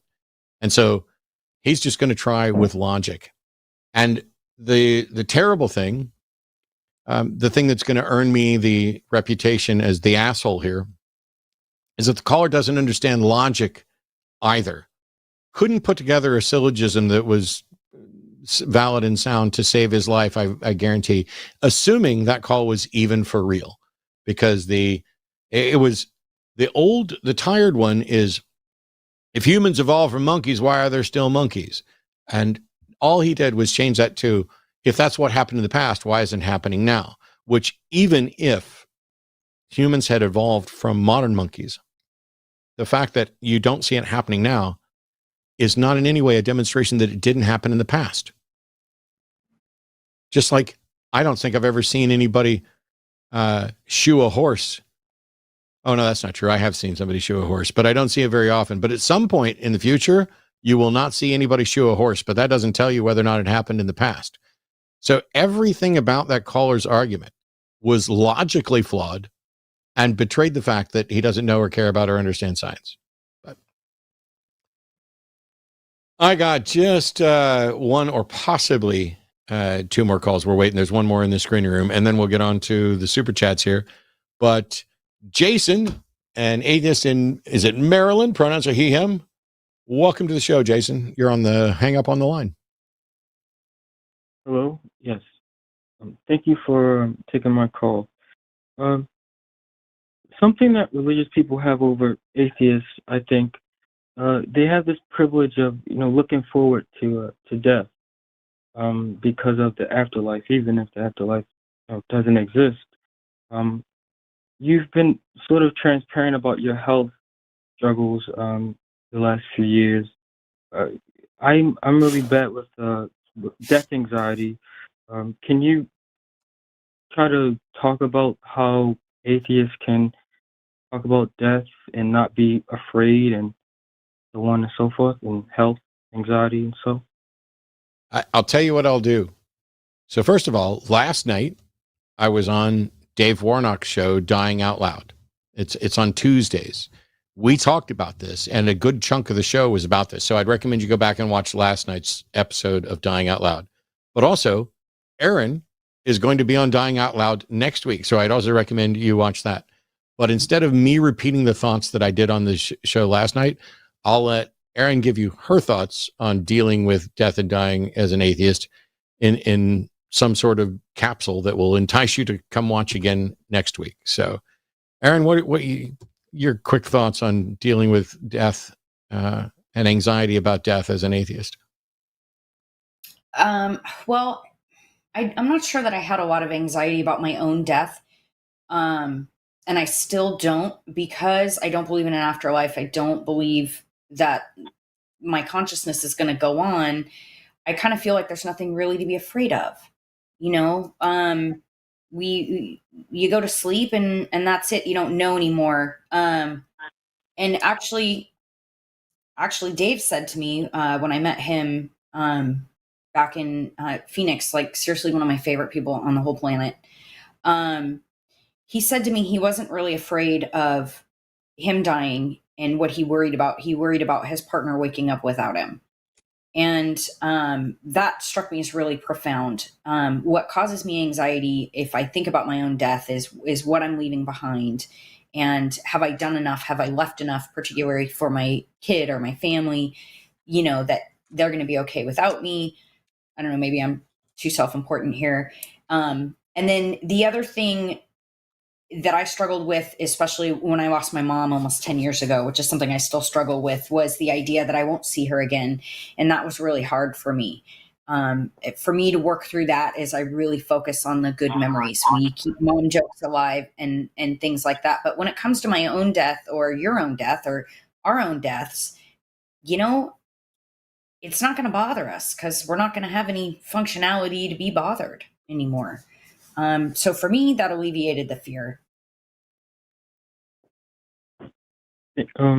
Thanks. Thanks, Matt, as well. I listen to you all the time. Thanks for taking my call. Yeah, I definitely go back and listen to last night's show of Dying Out Loud right here on the line with myself and Dave Warnock. And then if you don't get enough of what you need out of it, watch and call in next Tuesday because Erin will be joining Dave there. Thanks, Jason. Okay, thanks. We've got a couple of other callers left and then some super chats, although there may be a theist. I'm still waiting to see if this last theistic call is going to get in or not. But Rachel in Georgia, pronouns are she, her. Welcome to the Hang Up on the Line. You're live with Matt and Erin. Hi, thanks for having me. Pleasure. So I was listening earlier and I was hearing about people kind of using religion as a kind of like a comfort. Mm-hmm.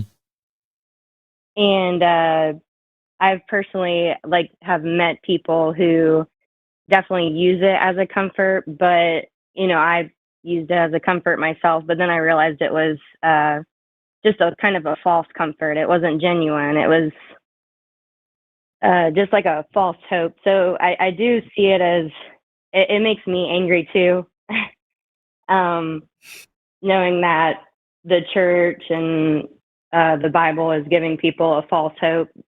Because just like personally, I've had a friend who has gone through a lot of bad things, and I have too. But she's hoping, one day the God of the Bible will make things right, and everything bad that's happened will make sense, and there's going to be a purpose behind it. Yeah. I wonder, throughout history, how many people have had that exact same mindset of one day God's going to set it all right, and then died without it ever happening. How many generations of people need to live and die with the hope that God's going to do something before the next generation figures out that it's unlikely to happen with them either? Mm-hmm.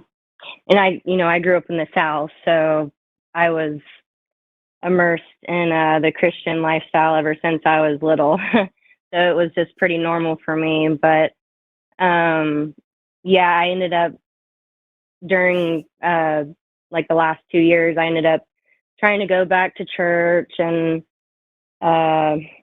went to women's Bible study groups, and I eventually became a universalist. So I believe that God was going to save everyone. He was going to impart faith on everyone one day, and everyone will be saved. And I actually brought up that idea at the women's Bible study group, and it was not taken very well. Mm. They did not like the idea of people not going to hell, which I found kind of disturbing because I thought, as a universalist, I saw God as more of a loving God than an angry God. Yeah. It's weird that people can both take comfort in something that they're afraid of. Mm-hmm. That's always struck me as strange. I don't know how many things I've ever been afraid of that I also managed to take comfort in, apart from a parent. Because there are certainly times where I was terrified of my dad. I'm not now, and I'm not saying that as if my dad was not some monster to be terrified of. What I was terrified of was the consequences and punishment for me either doing something wrong or him thinking that I had done something wrong. That was the thing. I loved my dad. I still love my dad. But there's a way in which you can be fearful of what someone can do to you and still rely on them for support. And that's why I think that God ends up in this kind of father perceived role in many different religions, and in a mother role in some others, and the ones that have the mother role, I think I almost prefer them. But what the hell do I know? It doesn't matter which one is preferable.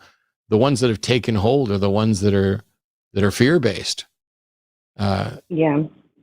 It's tied to exactly what Erin was saying before of the pimp analogy. It's it's been said before that religions poison you and then give you the cure. And I've repeatedly pointed out that no, they convince you that they're poisoned, and then they offer you the homeopathic remedy, because what they're offering isn't a cure to poison. It's all fictional. It's top to bottom. The fact that you're broken is fictional, and the fact that they can fix it is fictional.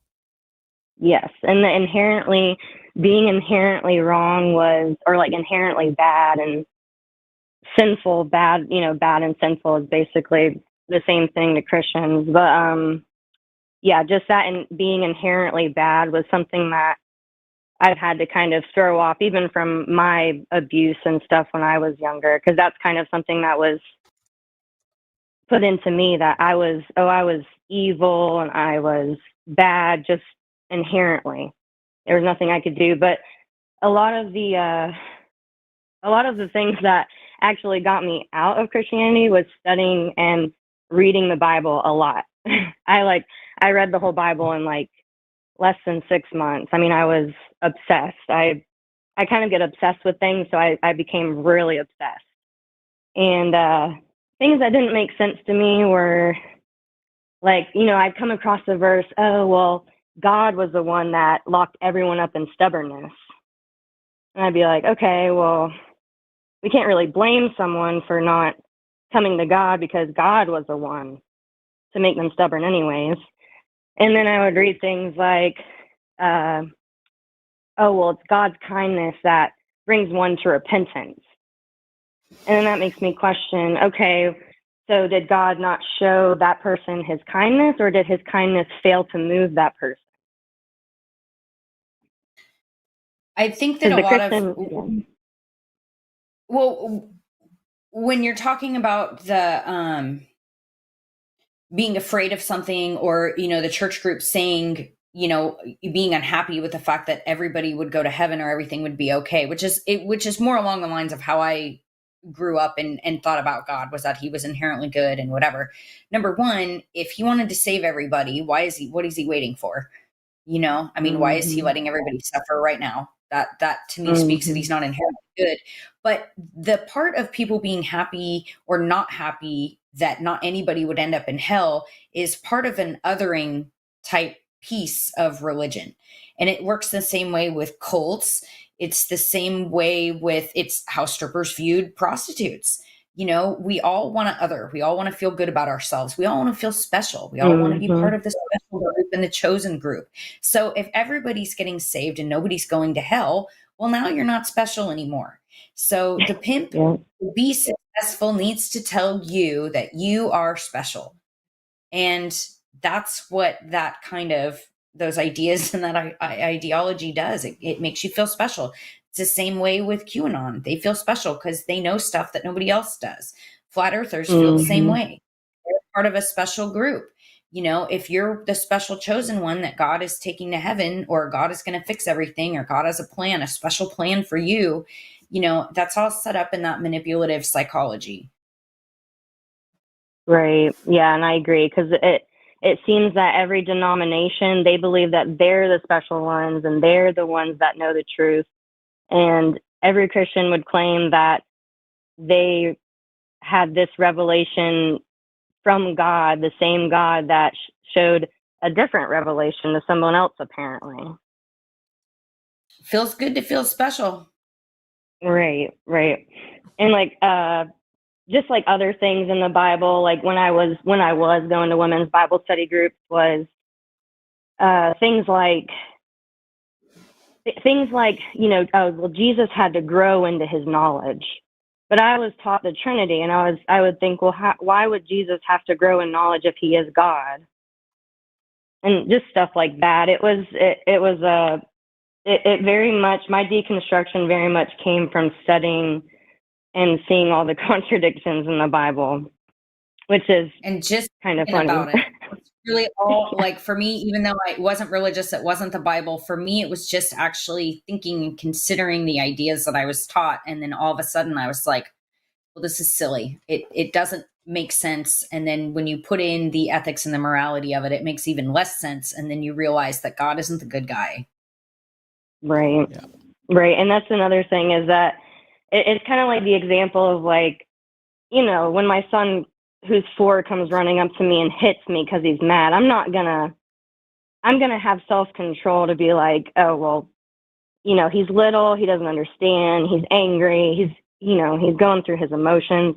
But God, the God of the Bible can't do that. He has to then eternally torture us for sins that basically he set us up for, that he already knew that we were going to do anyway. Or he could just acknowledge, you could just acknowledge the fact that you made a terrible human being, and so you should just drown him like God did with the entire world, right? He just decided that he made something that wasn't good and drowned everybody. That was his solution. So, I mean, it's not, the morality, that was the one of the things that I struggled with coming out as an atheist, was people questioning my morality and where do you get morals from if not from God and the Bible? Well, if you're getting your morals from there and you're really thinking about it, that's not a good, I wouldn't want my son to act like God. Right. Yeah, because God can do the same evil acts as a human can do, but a human gets punished and then, it's all part of God's will, so he never sins, and that just didn't make sense to me. It was, do as I say, not as I do. There's an interesting potential video now you've prompted me to make, and that's to go through every character in the Bible, including God, and see which character in the Bible has the character I would most advocate emulating. Probably wouldn't be God. I also want to, before I let you go, because I got one more call I've got to get to, Rachel, but before I let you go, I want to make one little cautionary point, because you mentioned you're an atheist in part because of biblical contradictions. I would caution people to be very careful about what you're going to say or claim about biblical contradictions. You're not necessarily wrong, but there are massive lists online that are basically bullshit.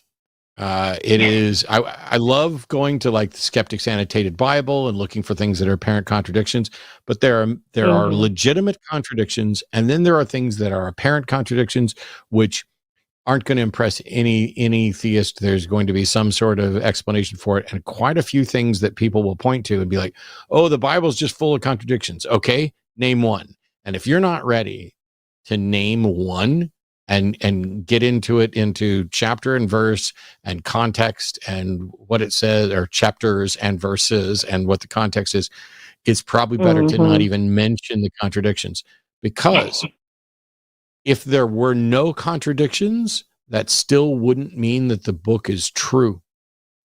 Yeah. And if there were contradictions, that may not mean that the other parts of it are false. Yeah. A lot of this can be waved off as scribal errors and things like that. So that's just a cautionary tale. The number of times I've watched somebody say, oh, the Bible's just full of contradictions, and yet they really couldn't dig in and name one when put under the gun. That would be a big problem for somebody. I think probably that's a better video for me to do than which character to emulate is, here's 3 actual contradictions and how you can talk about them, and maybe 3 more to avoid. Right. And like other things, just like how, Christians say that Jesus wants everyone to know the truth, but, verses where he says that when he talks in parables that he talks in parables because he only wants certain people to understand and be saved. So, I will say, because the Bible can be interpreted so many ways. Yep. Well, thanks for having me on, y'all. Thank you so much. I appreciate your time and calling in. We got one more call to get to tonight, but take care of yourself and call back, and keep an eye out. I may end up doing a contradictions video in the near future. Final caller for today. and then we'll get on to super chats. Andrew in Florida, theist pronouns he, him, says, if Galileo disproved the Tower of Babel, does that falsify the Christian God? So, I'm intrigued, Andrew, but is there something to this notion that Galileo somehow disproved the Tower of Babel? I don't understand that. Yeah, I'm a Catholic, but I was reading a book by John Shelby Spong, this showing how science disproved the Bible, specifically Galileo, Newton, and then Darwin. And specifically Galileo, in the Tower of Babel, that passage says that let us go down and confuse their language. So the depiction of God is that he's up there. And so the book says that, argues that God is disproving because, at least the Christian God, the biblical God, because it's describing God as up, like in the sky. No. But we know what's in the sky, and there's no up. So, yeah. So and also no. Jesus' second coming.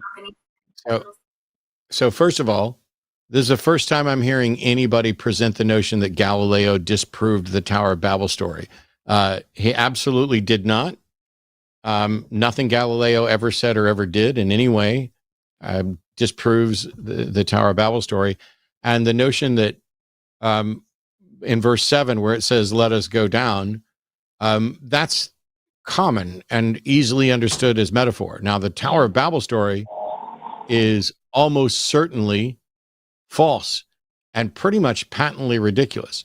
But if we could completely debunk the Tower of Babel story, that wouldn't necessarily demonstrate that Christianity is false, because different versions of Christianity may in fact be unfalsifiable. Not every version of it would certainly, if we could disprove the Tower of Babel, that would certainly falsify any God that required that the Tower of Babel story be true. But that story could be metaphoric. It might not be literal. If anybody who thinks it's literal is not in touch with reality. We know enough about languages to know that this is not how languages evolve or change. And also, the real problem with the story about the Tower of Babel is in verse 6, not verse 7. In verse 6, God basically says, the story for anybody who doesn't actually know it is that this is in Genesis chapter 11. At the beginning, the earth was of one language, and people journeyed, and they wanted to come together to build a tower reaching up to the sky, which is what the word heavens means there. It doesn't mean that they're trying to reach where God is. It just means up to the sky. They're going to build this so that if they get scattered, if they get lost, they'll be able to see it and come back, and they'll work together, and this will unite us in a project. And what God says in verse 6 is this: the Lord said, behold, the people is one, and they have all one language. And this, the project, this they begin to do, and now nothing will be restrained from them which they have imagined to do. So let us go down and confound their language, that they may not understand one another's speech. This passage, the God of the Bible, is witnessing human ingenuity and human cooperation, and says, hang on, they're doing this project, and if they're successful, nothing will ever stop them. They will be able to do anything they put their mind to. We better fuck this shit up right now. Let's go down and make a mess of this. So the God of the Bible went down and specifically interrupted human progress towards a common shared goal. And many churches will say that, oh, they were trying to build a tower to heaven, and that's arrogant. Well, first of all, they couldn't possibly build a tower to arrogant. How stupid is your God to think they could have and want to punish them for it? But what the Bible actually says is that if they do this, there will be nothing they won't be able to achieve. We need to put a stop to it. So the story is an anti-humanism story.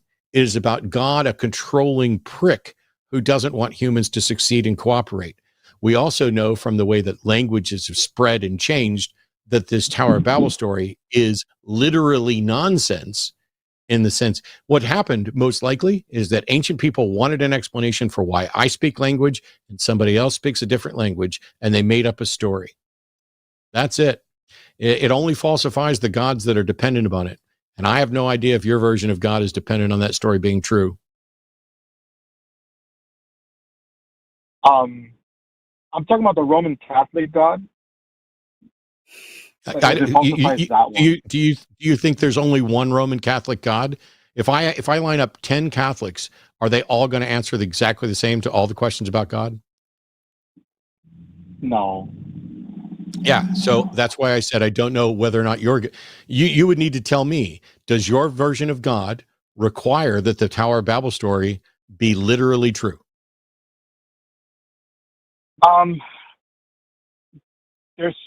There's some version of Catholic theology that allows for you to take some of those passages metaphorically. So yeah, I'm just talking to you. I don't care about what versions of Catholicism are required. I asked, does your version of God require that the Tower of Babel story be literally true? It used to. Not anymore. Now it's beyond. Now God is beyond time and space, and my deconstruction sort of doubts. I don't think that that's relevant. Whether or not God's beyond time and space isn't relevant to whether or not the Tower of Babel being literally true is there. I think what's happened is you are thinking on the fly and trying to come up with something. It's fine. If it doesn't need to be true for you, then it doesn't need to be true for you. If it does, then you're in a tight spot because that story is almost certainly not true.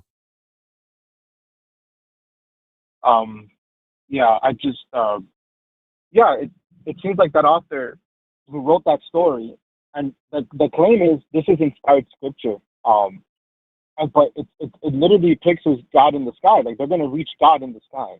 And no, that's not what it says. Like a different. That's not what it says.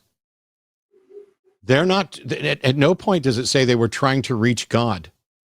They were trying. The specific Hebrew word that is translated into English as heaven is shama, which is a particular usage that references the sky. There was nowhere in that story can you find anything that says, let us reach God. Let us build a place to God's home. It is translated in English as heaven when the Jewish word simply means the sky. They wanted to build a tower that was so tall it could be seen from a long ways away, where it would be a testament to what they as a civilization could achieve, and so that as people roamed the countryside, they would be able to have a target to come back to stay united in cooperative work. There is absolutely nothing in this passage that says they're trying to reach God.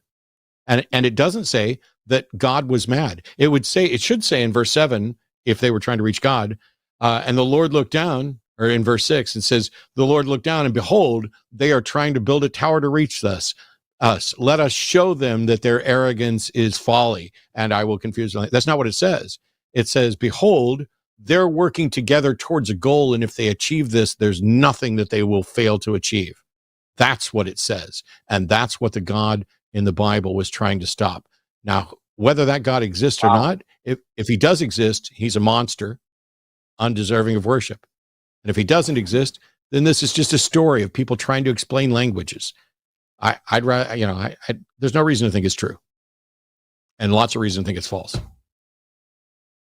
On that note, Andrew, because I don't have any time to get into more tonight, I appreciate your call.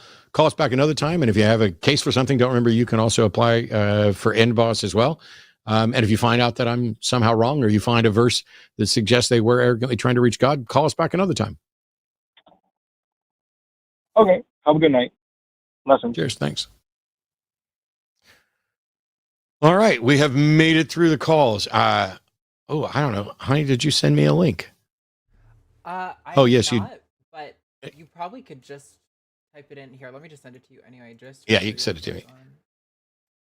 I had never heard that Bible story before, by the way. So thank you. That's very interesting. It's normally, if you heard it as a child in Sunday school, what you would have heard is the story that Andrew portrayed, which is the people decided they were going to try to build a tower of heaven in their arrogance to put themselves co-equal with God, and God came down and shut that shit down by scrambling their language. That's not what the Bible says, but that's what people think because that's what preachers say. The same personality trait that really kept me into stripping, that whole disdain for authority thing, also kept me out of Sunday school. So I was not a popular kid in Sunday school. So I didn't have to do all that. I was a popular kid in Sunday school because I went with whatever they said and learned it. And yeah, they all thought I was going to be a preacher. And you know what? I probably am. And I probably know this shit better than most of the preachers that I ever interacted with. So, but that's cool. So we have a bunch of super chats and we're going to read all of them that are, I think the current threshold is set to $10 or more. There's a handful right now. If you get some more of them in there, if you have specific questions for Erin, by the way, Erin, I've kept you so long. Do you have to run? Are you okay reading through these? I'm totally fine. I made arrangements to make sure I hang out. Well, if you're up for it and you can see the screen, we tend to alternate. I'll go ahead and read the first one right now. 1999 from Greg Markowski, who's almost always first. As a matter of fact, I would imagine that Greg's disappointed when he's not first. It's become kind of a thing, but he said, going to try to arrange my work schedule so I can see your magic show in St. Louis at the SSA. I'm hanging out with Dave at the IADOL table Saturday and Sunday. Yeah, I've still got to finish putting all that together. And I was supposed to fill out a form today, which I'm going to have to do tomorrow now because I missed my deadline to fill out that form. But I'm looking forward to it. And I hope that I do a good show. Last time I did this magic show was 1 year ago at the American Atheist Convention. And it was all I could. I was 4 months out from having open heart surgery. So I was pretty weak by the time the show ended. If I'm not sitting down at the end of this show, it'll be an improvement. But awesome. Thanks, Greg. And next. $20 from Northern Spike. Here's the government going into default. Spend it wisely. Okay. I don't fully understand, but I appreciate it either way. $10 from James Call. Matt didn't grow up in Elko County, Deep Red, Nevada, where prostitution is legal and age restrictions were very flexible. That's true. I did not. I did though. I tell you, so I've only been in a whorehouse one time in my entire life. And it was because I was coming back from California with my friend, spring break, my final year of high school. And we were driving from Mammoth Mountain, California, down through Vegas, and then we were going to head home. And I had to pee, and we were out in the middle of nowhere in the desert. And I don't know why, but I just didn't want to pull over to the side of the road and pee. There was no cars around really, but there was enough traffic where I was like, I'd really rather, stop somewhere. And so we saw a sign for the Cottontail Ranch and gift shop. And I was like, cool, it's a gift shop. They'll have a bathroom. We can pull in up there. Now I'm a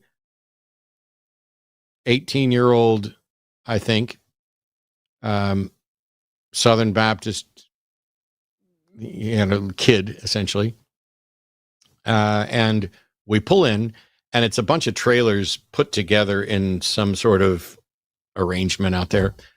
And the door wasn't open. So we knock on the door, they open it, let me in. And I step inside and that's when I figured out exactly where I was. That's how clueless I was. I figured I was just going to go to the bathroom in this gift shop. And when we got in there, there's velvet fleur-de-lis wallpaper and a pool table and a big couch.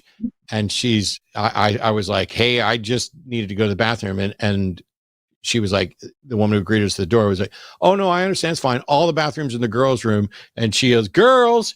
And out come all the girls who are working there in their lingerie. And she's like, pick one. I was absolutely terrified. I was like, really, I just need to go to the bathroom. And she's like, yeah, the bathroom's in the girls' room. One of them will take you back there. And in my head, what was getting ready to happen was I would follow this woman back into the trailer, and there would be some big dude back there who would club me over the head, steal my wallet and all my money so that I would never be able to get home. Nothing remotely sexual was running through my head at all. This was, I'm about to die and get dumped in the desert in Nevada. So we left out the front door without going back into the rooms at all, and drove on down the road, and I peed on the tire of the truck down the road. That's how terrified I was.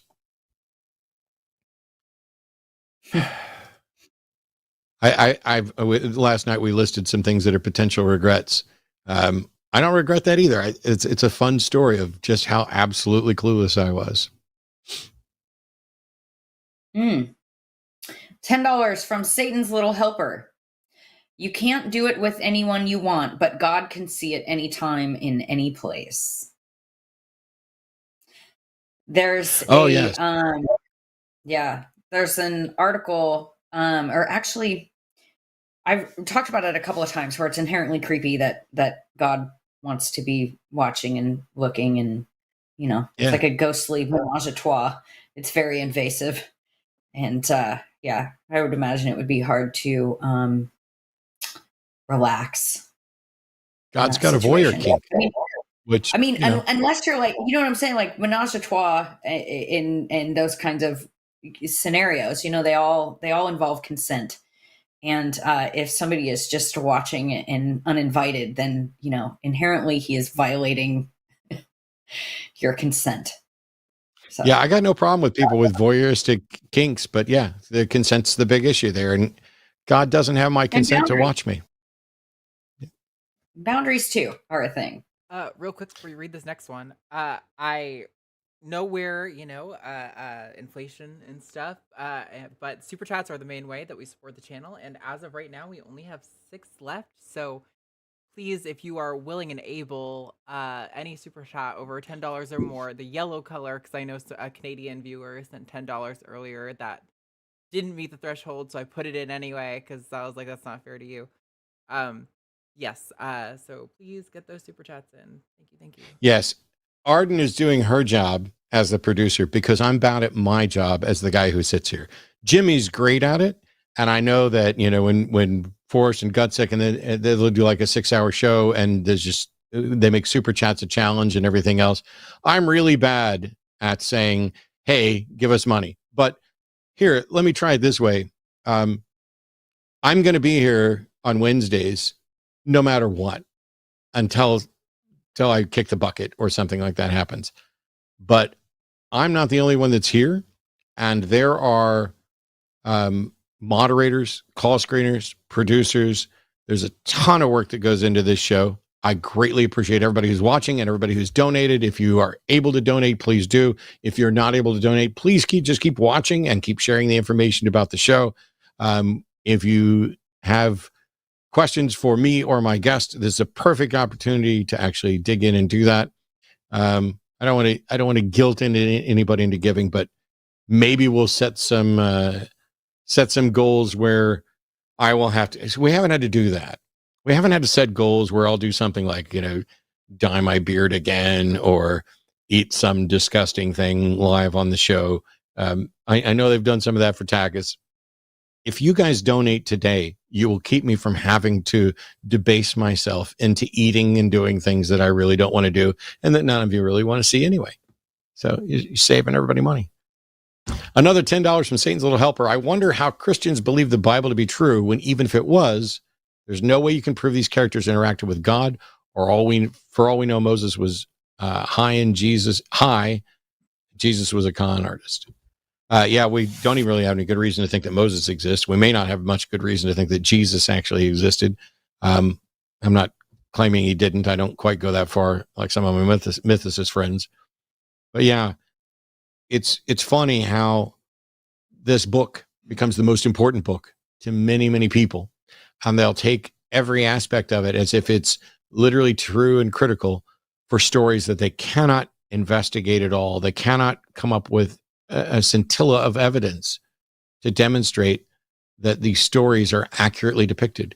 Even if Jesus walked the earth, you have nothing written by him. You have nothing verifiably written by anyone who ever was verified to meet him.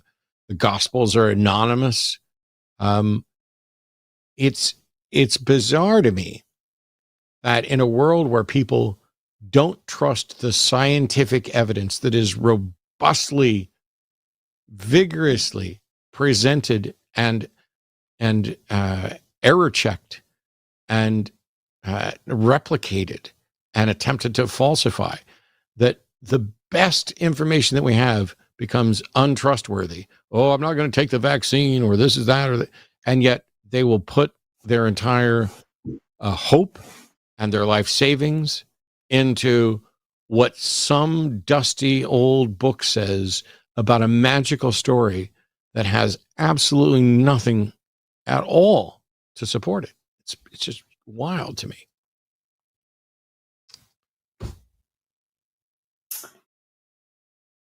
Let's see. $13.99 from Kathleen Moncrief. Happy GFY Wednesday, friends.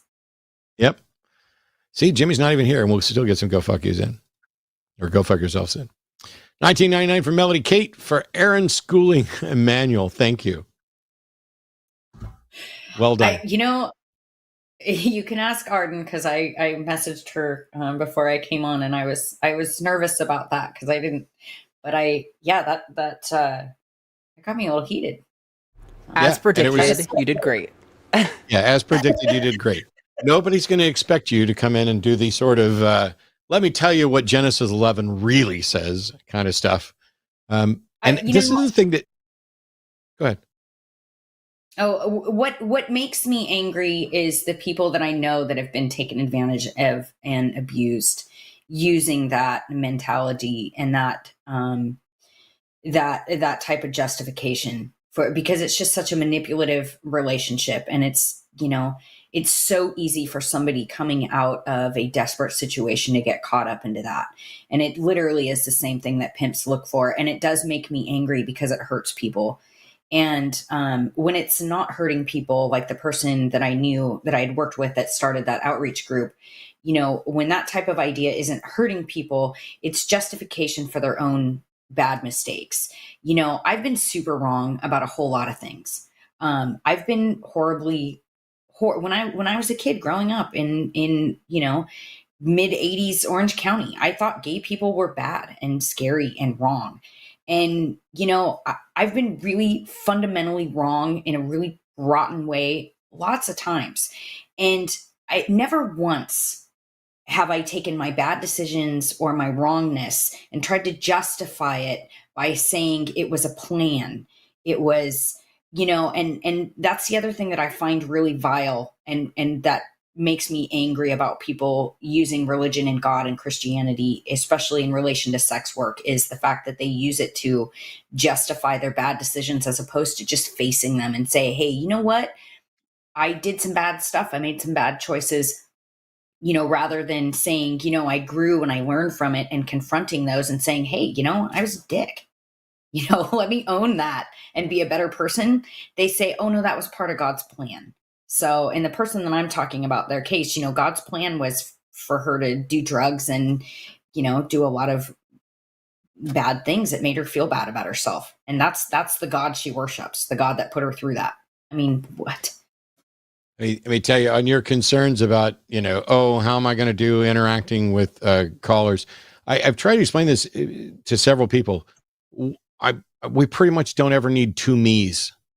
One of the things that I did with the atheist experience is that when I was looking for new co-hosts, I would look for people who had different backgrounds, different levels of understanding.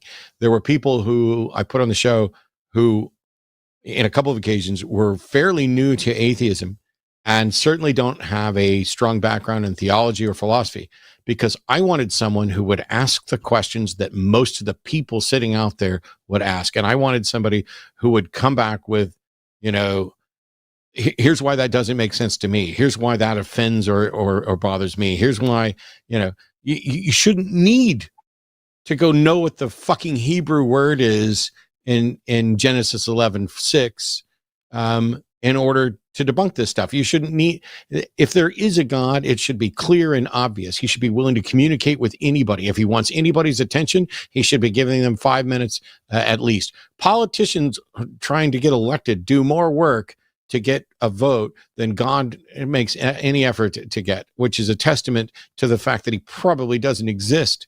And so what I want, when I'm sharing, and by the way, Erin can come back whenever the hell she wants and as quickly as she wants to. I want people who don't look at things the same way, who have knowledge from a different area, because that's how you get examples like the pimp example. That's how you get the responses where you are offended and bothered by something because of your compassion for people that you saw and how it affected you personally. Whereas I might do a much more clinical academic approach to it. And we need all of that, because I'm not going to resonate with people that you're going to resonate with. And you're not going to necessarily resonate with people that I'm good at. That's why I don't do this show alone all the time. But so let's 1999 from Claire. How is being forced into sex work different from being forced into any job? We have to have a job. We have a choice, which one, retail is very degrading but doesn't pay much. Concern about sex work is often disguised as disguised for conservatism and / misogyny.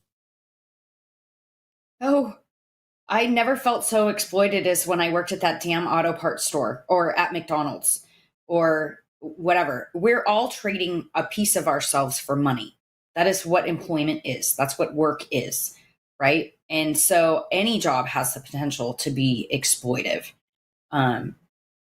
Yeah, and it's definitely a trope that anti-sex workers, conservatives or religious or whoever use as, you know, we hold up sex and our bodies as some, like, you know, this elevated thing, when in fact it's an animal act. It's part of our natural urges, most of us, to want to have sex and to want to do that, or to want to be attractive, or to want to whatever. So I just don't think that it's exploiting anything different than, you know, going and scrubbing a toilet, or going and dealing with somebody who's, you know, treating you like you're stupid to your face and putting up with that with no recourse for minimum wage. No, that it's absolutely a myth. And I would also say that one of the other things that they use is the conflation with sex trafficking and consensual sex work. So the outreach group that I was talking about on their website, this was years ago, so this may not be accurate anymore, but they had the word women that choose to be strippers in quotes, as if nobody chooses that.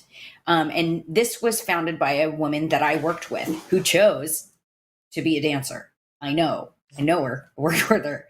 And it's that conflation, that saying that they're all being exploited, they're all victims, they're all whatever, is how they use to target sex workers for, you know, either to proselytize to or to fundraise off of. Actually, Hookers for Jesus is a thing. It's actually run by the wife of the lead singer of the band Striper, and they accepted federal money under the Trump administration. I know, shocker. For you know, tax money to help rescue women and sex workers, strippers, and prostitutes and things like that. Well, they were forcing them to go to church, and they were forcing them to work. And they were collecting our tax money to evangelical, you know, to proselytize to these women. That's not helping anybody. That's not hurting them. But how they got their money, how they got public support, and I actually got into it with her on Twitter. She blocked me. Maybe the only block I've ever been proud of, is because I called her out, because they have to paint everybody as victims to fundraise and to make money. They have to paint all sex work as exploitive and bad and negative. They have to do that. It's the only way that their argument works, is by telling everybody that they're victims. I tell you right now, was never any kind of a victim. And I know no dancer ever in 20 some years of dancing who has been forced to dance, regardless of what some of these organizations will say. Yep. Sorry, that makes me mad too. Good. Getting mad is how we make sure that people are listening and paying attention. It just doesn't all become a dull, monotonous, because there's so much wrong. And it's, we didn't even get into much of the politics stuff going on right now, which is one of the reasons why I started the Hangout in the first place. And you can guarantee there will be a lot more political stuff as we head into election cycles. But it's like we're all worn out. We had years of COVID, years of Trump. We've lost Roe. We've, all this stuff. We've been beaten down to the point where it's like, things that used to just absolutely make me livid are like, yep, that's broken too. Yep, that's broken too. It's like, when the house is falling apart to the degree that it is in many ways, what else can you do? And so having someone passionately defending human beings being allowed to live their life, being encouraged to live their life, and to make sure that we treat sex work as real work and recognize that the horror stories and the myths that are spread, while there are genuine problems in the world related to human trafficking and people being forced and manipulated and stuff, to pretend that this is the de facto experience of people is just a stereotyping move in order to dismiss an entire industry that you don't want to have to deal with. Well said. This one's yours. Oh, sorry. $10 from Erin. Ooh, great name. The analogy of God and pimps was great. They give my mind plenty to chew on for the week. Thanks. Well, you're welcome. I guess to what Matt was saying, I didn't come into this from a deeply religious background. I didn't come from this from a scholarly background. I have a baking and pastry arts certificate. I never read the Bible. It was very literally the first time I'd heard the story of the Tower of Babel or whatever, which only confirms my idea that God's a dick. And all I have is my perspective of being a dancer and what I've learned as I've come into the greater secular community and the skeptic community. And that's really all I have is a different perspective. But I think one that offers an honesty that other professions may not have, because it is such an anonymous environment and because people are so free to talk to me without those hangups. Yep. 999 from Don Wanderley. Isn't it interesting how the Christian God chose to convey his message in written form, just like all the other fake religions? Yeah. And isn't it interesting how when people realize this and point this out, the Christian God doesn't show up to correct anything. There's over 1,000 different denominations that all think that they know exactly what God wants and will argue about every aspect of it with each other. And God doesn't seem to care enough to come in and tell us which one of them is right. Yeah, he's a dick. Yeah. $10 from No Idea. For Arden's Uber Nice. Pizza only. You guys were on fire today. Thanks for the great show. Matt, could the Tower of Babel be codifying xenophobia? GFY, Jimmy. I suppose it could be. I'm not quite sure how, because you could look at it as we want only our people here. And we want to show off to all of those other people the tower. But it's only a handful of verses. And I think it may be a mistake to read more into that, because the intent of the story, if it really did happen, we have to look at what they say they were doing. And if it didn't happen, then we have to try to figure out what was the purpose of the story. And I think it was originally started as a way of explaining different languages, and it morphed and became essentially codified that way. And the interesting thing is that I think this may have less of an us versus them than many other Bible stories, where the Jews are God's chosen people, and we're going to go around and slaughter the Midianites and the Amalekites and everybody else. All of these other groups, those are all very much us and them stories. This is more of a story about us versus God, or in reality, I suppose God versus us. So I don't know if a good case could be made that it's codifying xenophobia. But but you can twist them to say whatever the hell you want. That's just put your Christian hat back on.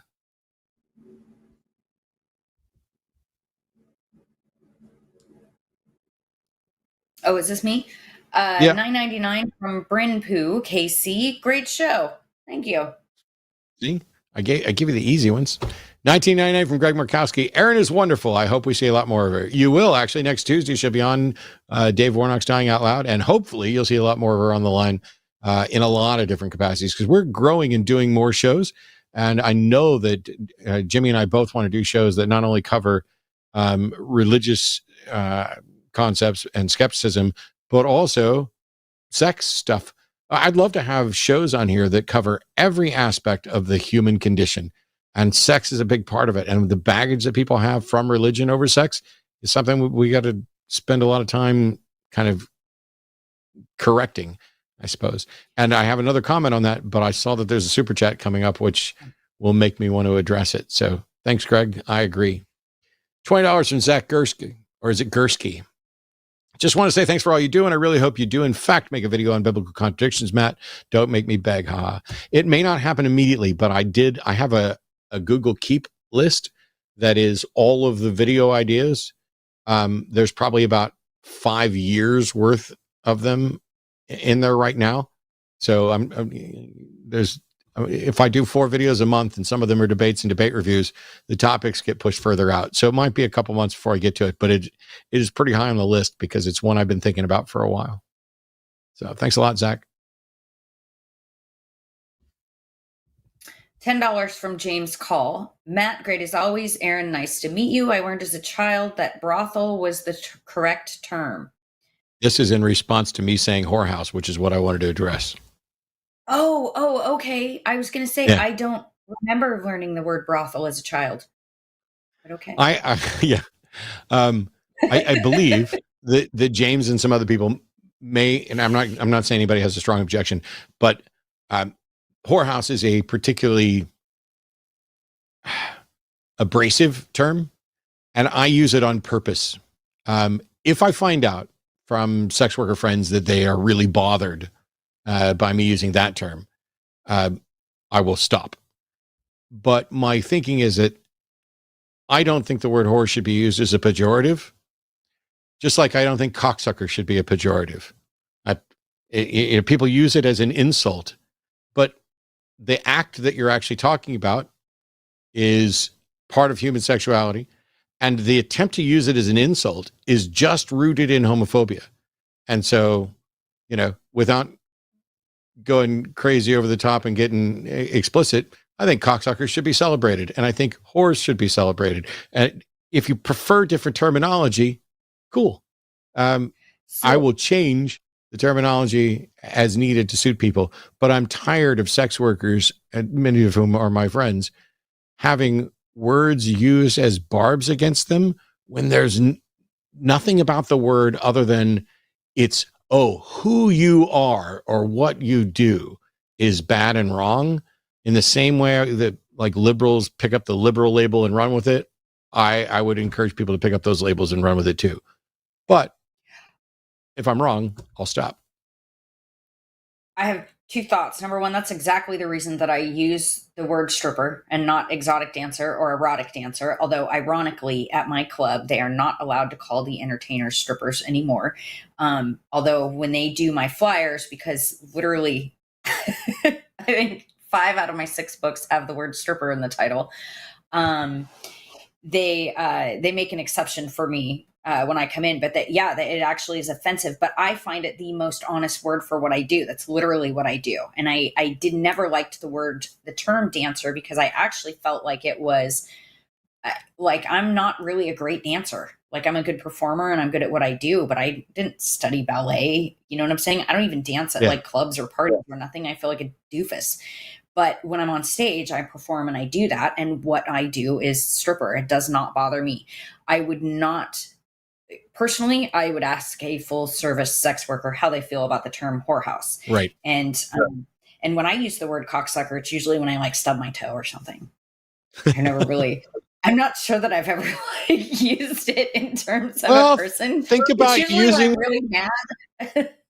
It might And be actually, because we're built a little bit different, but I kind of use it as a round of applause. But yeah, I mean, But yeah, by All the right, way, if there are sex workers out there who do actually have objections to that, feel free to let me know, because it's not my place to decide how to use those terms. All I can do is explain why I do what I do. And if there's a better way, I'll change it. 1999 for from Veronica Oakley. Missed most of this live, so I have to go back and watch later. A year of Army back pay came in this week, so I suppose I'll give a little gift of it. Go fuck yourself, Jimmy. Thank you so much, Veronica. But make sure you're using your Army back pay for the things that you need and want.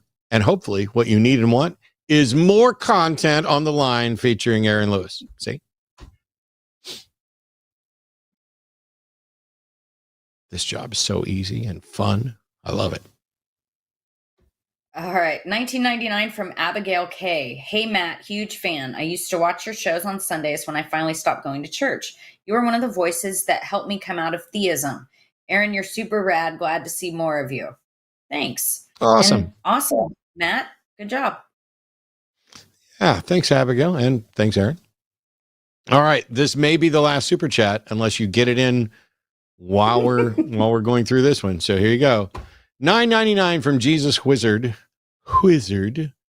I wasn't convinced to send money until Matt said, "Hey, give us money." Can't argue with that logic. Here's some money. Okay, well, you've changed my mind, because one of the things that I've always been bad at, and I was bad at it when I was with the ACA, is saying, "Hey, give us money." And part of that is because early on there were atheists that I'd run across who had just come out of religion, and you're having the hat passed every week, and they wanted something different. And I understand that. But the truth is, we are fighting organizations that get to stay tax exempt, that get to commandeer almost forcefully 10% or more of people's income, guilting them into tithing and doing offerings, and then using that money, despite the fact that they shouldn't, to influence legislators, to influence votes, to influence society in a way that marginalizes people like Erin, marginalizes people like Arden, takes away fundamental basic human rights. They are well fucking funded. And while the line is not a political activist group, what happens here, I hope, because this is my life's work one way or the other, is that the people who are watching learn from what happens here, learn what the problems are, learn what the resources are, learn how to have the conversations better, are made aware of what we need to stand up and fight for, and how we can work together to do it. The line is critical, as are many of the other secular community efforts from other organizations and individuals, in helping to push us all in that direction where we can stand up for a proper, secular, humanistic world where religion's impacts begin to fade. But that is the end of the super chats today. And I'm sad. Actually, wrong. You just got one in the second you said that. It doesn't show up. It's on your screen. It literally right now. doesn't show up on my list, but okay, there it is. $10 from Larry Fishman. Sex work is an honorable profession. It should be legalized, regulated, and tax exempt. Ooh, that's an interesting addition there to go tax exempt. Yeah, I don't know if I would say tax exempt, because it is a profession. But once again, like I said, I was raised in the Reagan Republicanism type Catholicism, so taxes suck. Yep. As a reminder, so first of all, huge thank you to the lovely and talented Arden Hart, who's down the hall producing this show, which we started an hour later because of the change in the schedule. We're going to continue doing Hang Up at 6 p.m. Central, 1 hour earlier than we actually started today. We're shifting the time on a couple different shows. Jimmy's in charge of all that, and I think he's making great decisions, but don't tell him that. Just keep telling him to go fuck himself. But tomorrow... I'm What's that, sorry. honey? I don't want to interrupt you. I know you've got your flow and you hate interrupting your flow. So actually, Jimmy's intention can. was for the time change to happen after June 1st. So technically, next week's episode with Apostasy will be at 7, but that will be the last time the hang up occurs at 7, like normally. Maybe there will be exceptions, but next week's episode Yes. is at 7 p.m. The rest of them will be at 6 after that. You can interrupt my flow whenever you want, but especially when I'm wrong. And especially when I'm wrong about my own damn show. Yes. Next week's show will be at 7 p.m. Central, just like today. So tomorrow at 2 p.m. Central, we have Katie and Ben on Transatlantic Call-In Show, where you can call in and get advice and information and ask questions of and battle, if you are transphobic or have been called transphobic, battle against real, actual, live trans folks who will talk to you. And so if you've got some really bad ideas, if you're tired of all this kowtowing to the trans identity and pronoun talk and all that, buckle up, put on your cowboy hat, and call in and talk to Katie and Ben tomorrow. On Sunday, I'll be on a special episode of the Sunday Show with No Illusions. I can't wait. I've wanted to do a show since the last time we did an episode of Atheist Experience together. Monday, Shannon Q and Pelagia on Skeptalk. I always do that. It's Paul on Skeptalk, Monday at 6 p.m. Next Tuesday, Erin will be on Dying Out Loud with Dave Warnock and on his new show. I highly recommend it. I've thoroughly enjoyed this week, and you can come back anytime you want. Next week, Hang Up, by the way, since Arden just mentioned it, is going to be at 7 with Apostasy, who you've already seen on the line. And if you want to apply to be on NBoss, if you are the type of theist who doesn't like the call-in show format and isn't necessarily sure that you want to get into a big formal debate, but want to present your ideas and see what sort of response they get, you can go to qnaline.com/NBoss and apply. All that you really need is to make sure that you have the tech equipment to be a guest on the show and that you can express an idea clearly so that people can ask questions of it. And if you want to run the gauntlet and have your chance to take on the NBoss, whichever NBoss it may be, that's the process by which you can do that. We appreciate all of you here. Thanks so much to our call screener. Is it Mikey that was call screener today? Yep. And there is one Yes. $50 super chat you should read before you do the last little sign off. There we go. So before we sign off, here is the final super chat. And I'll tell you, prove me wrong. From Phoenix King Theo. It's crazy how different same denominations. Whoa. It's crazy how different, I'm going to say, some denominations of Christianity can be. I also grew up Mennonite like Emmanuel, but a super progressive one. We had a woman pastor for a decade, and I come later to find out the Bible is against after leaving, but oh well. Yeah, yes, the Bible being against women pastors. How interesting that they hid that thing from you, essentially, while you were growing up. It's a matter of convenience. We talk about. Here's today's final tip. Huge thank you to Erin, come back, and Arden and everybody else. If you're engaged in a conversation with a theist, particularly a Christian, if they try to say that you are taking something out of context, get them to describe the correct context, because quite possibly nobody takes the Bible more conveniently out of context than a committed Christian who desperately needs to defend it when reality stands up against it. Thanks for tuning in. We'll see you all next week. Goodbye.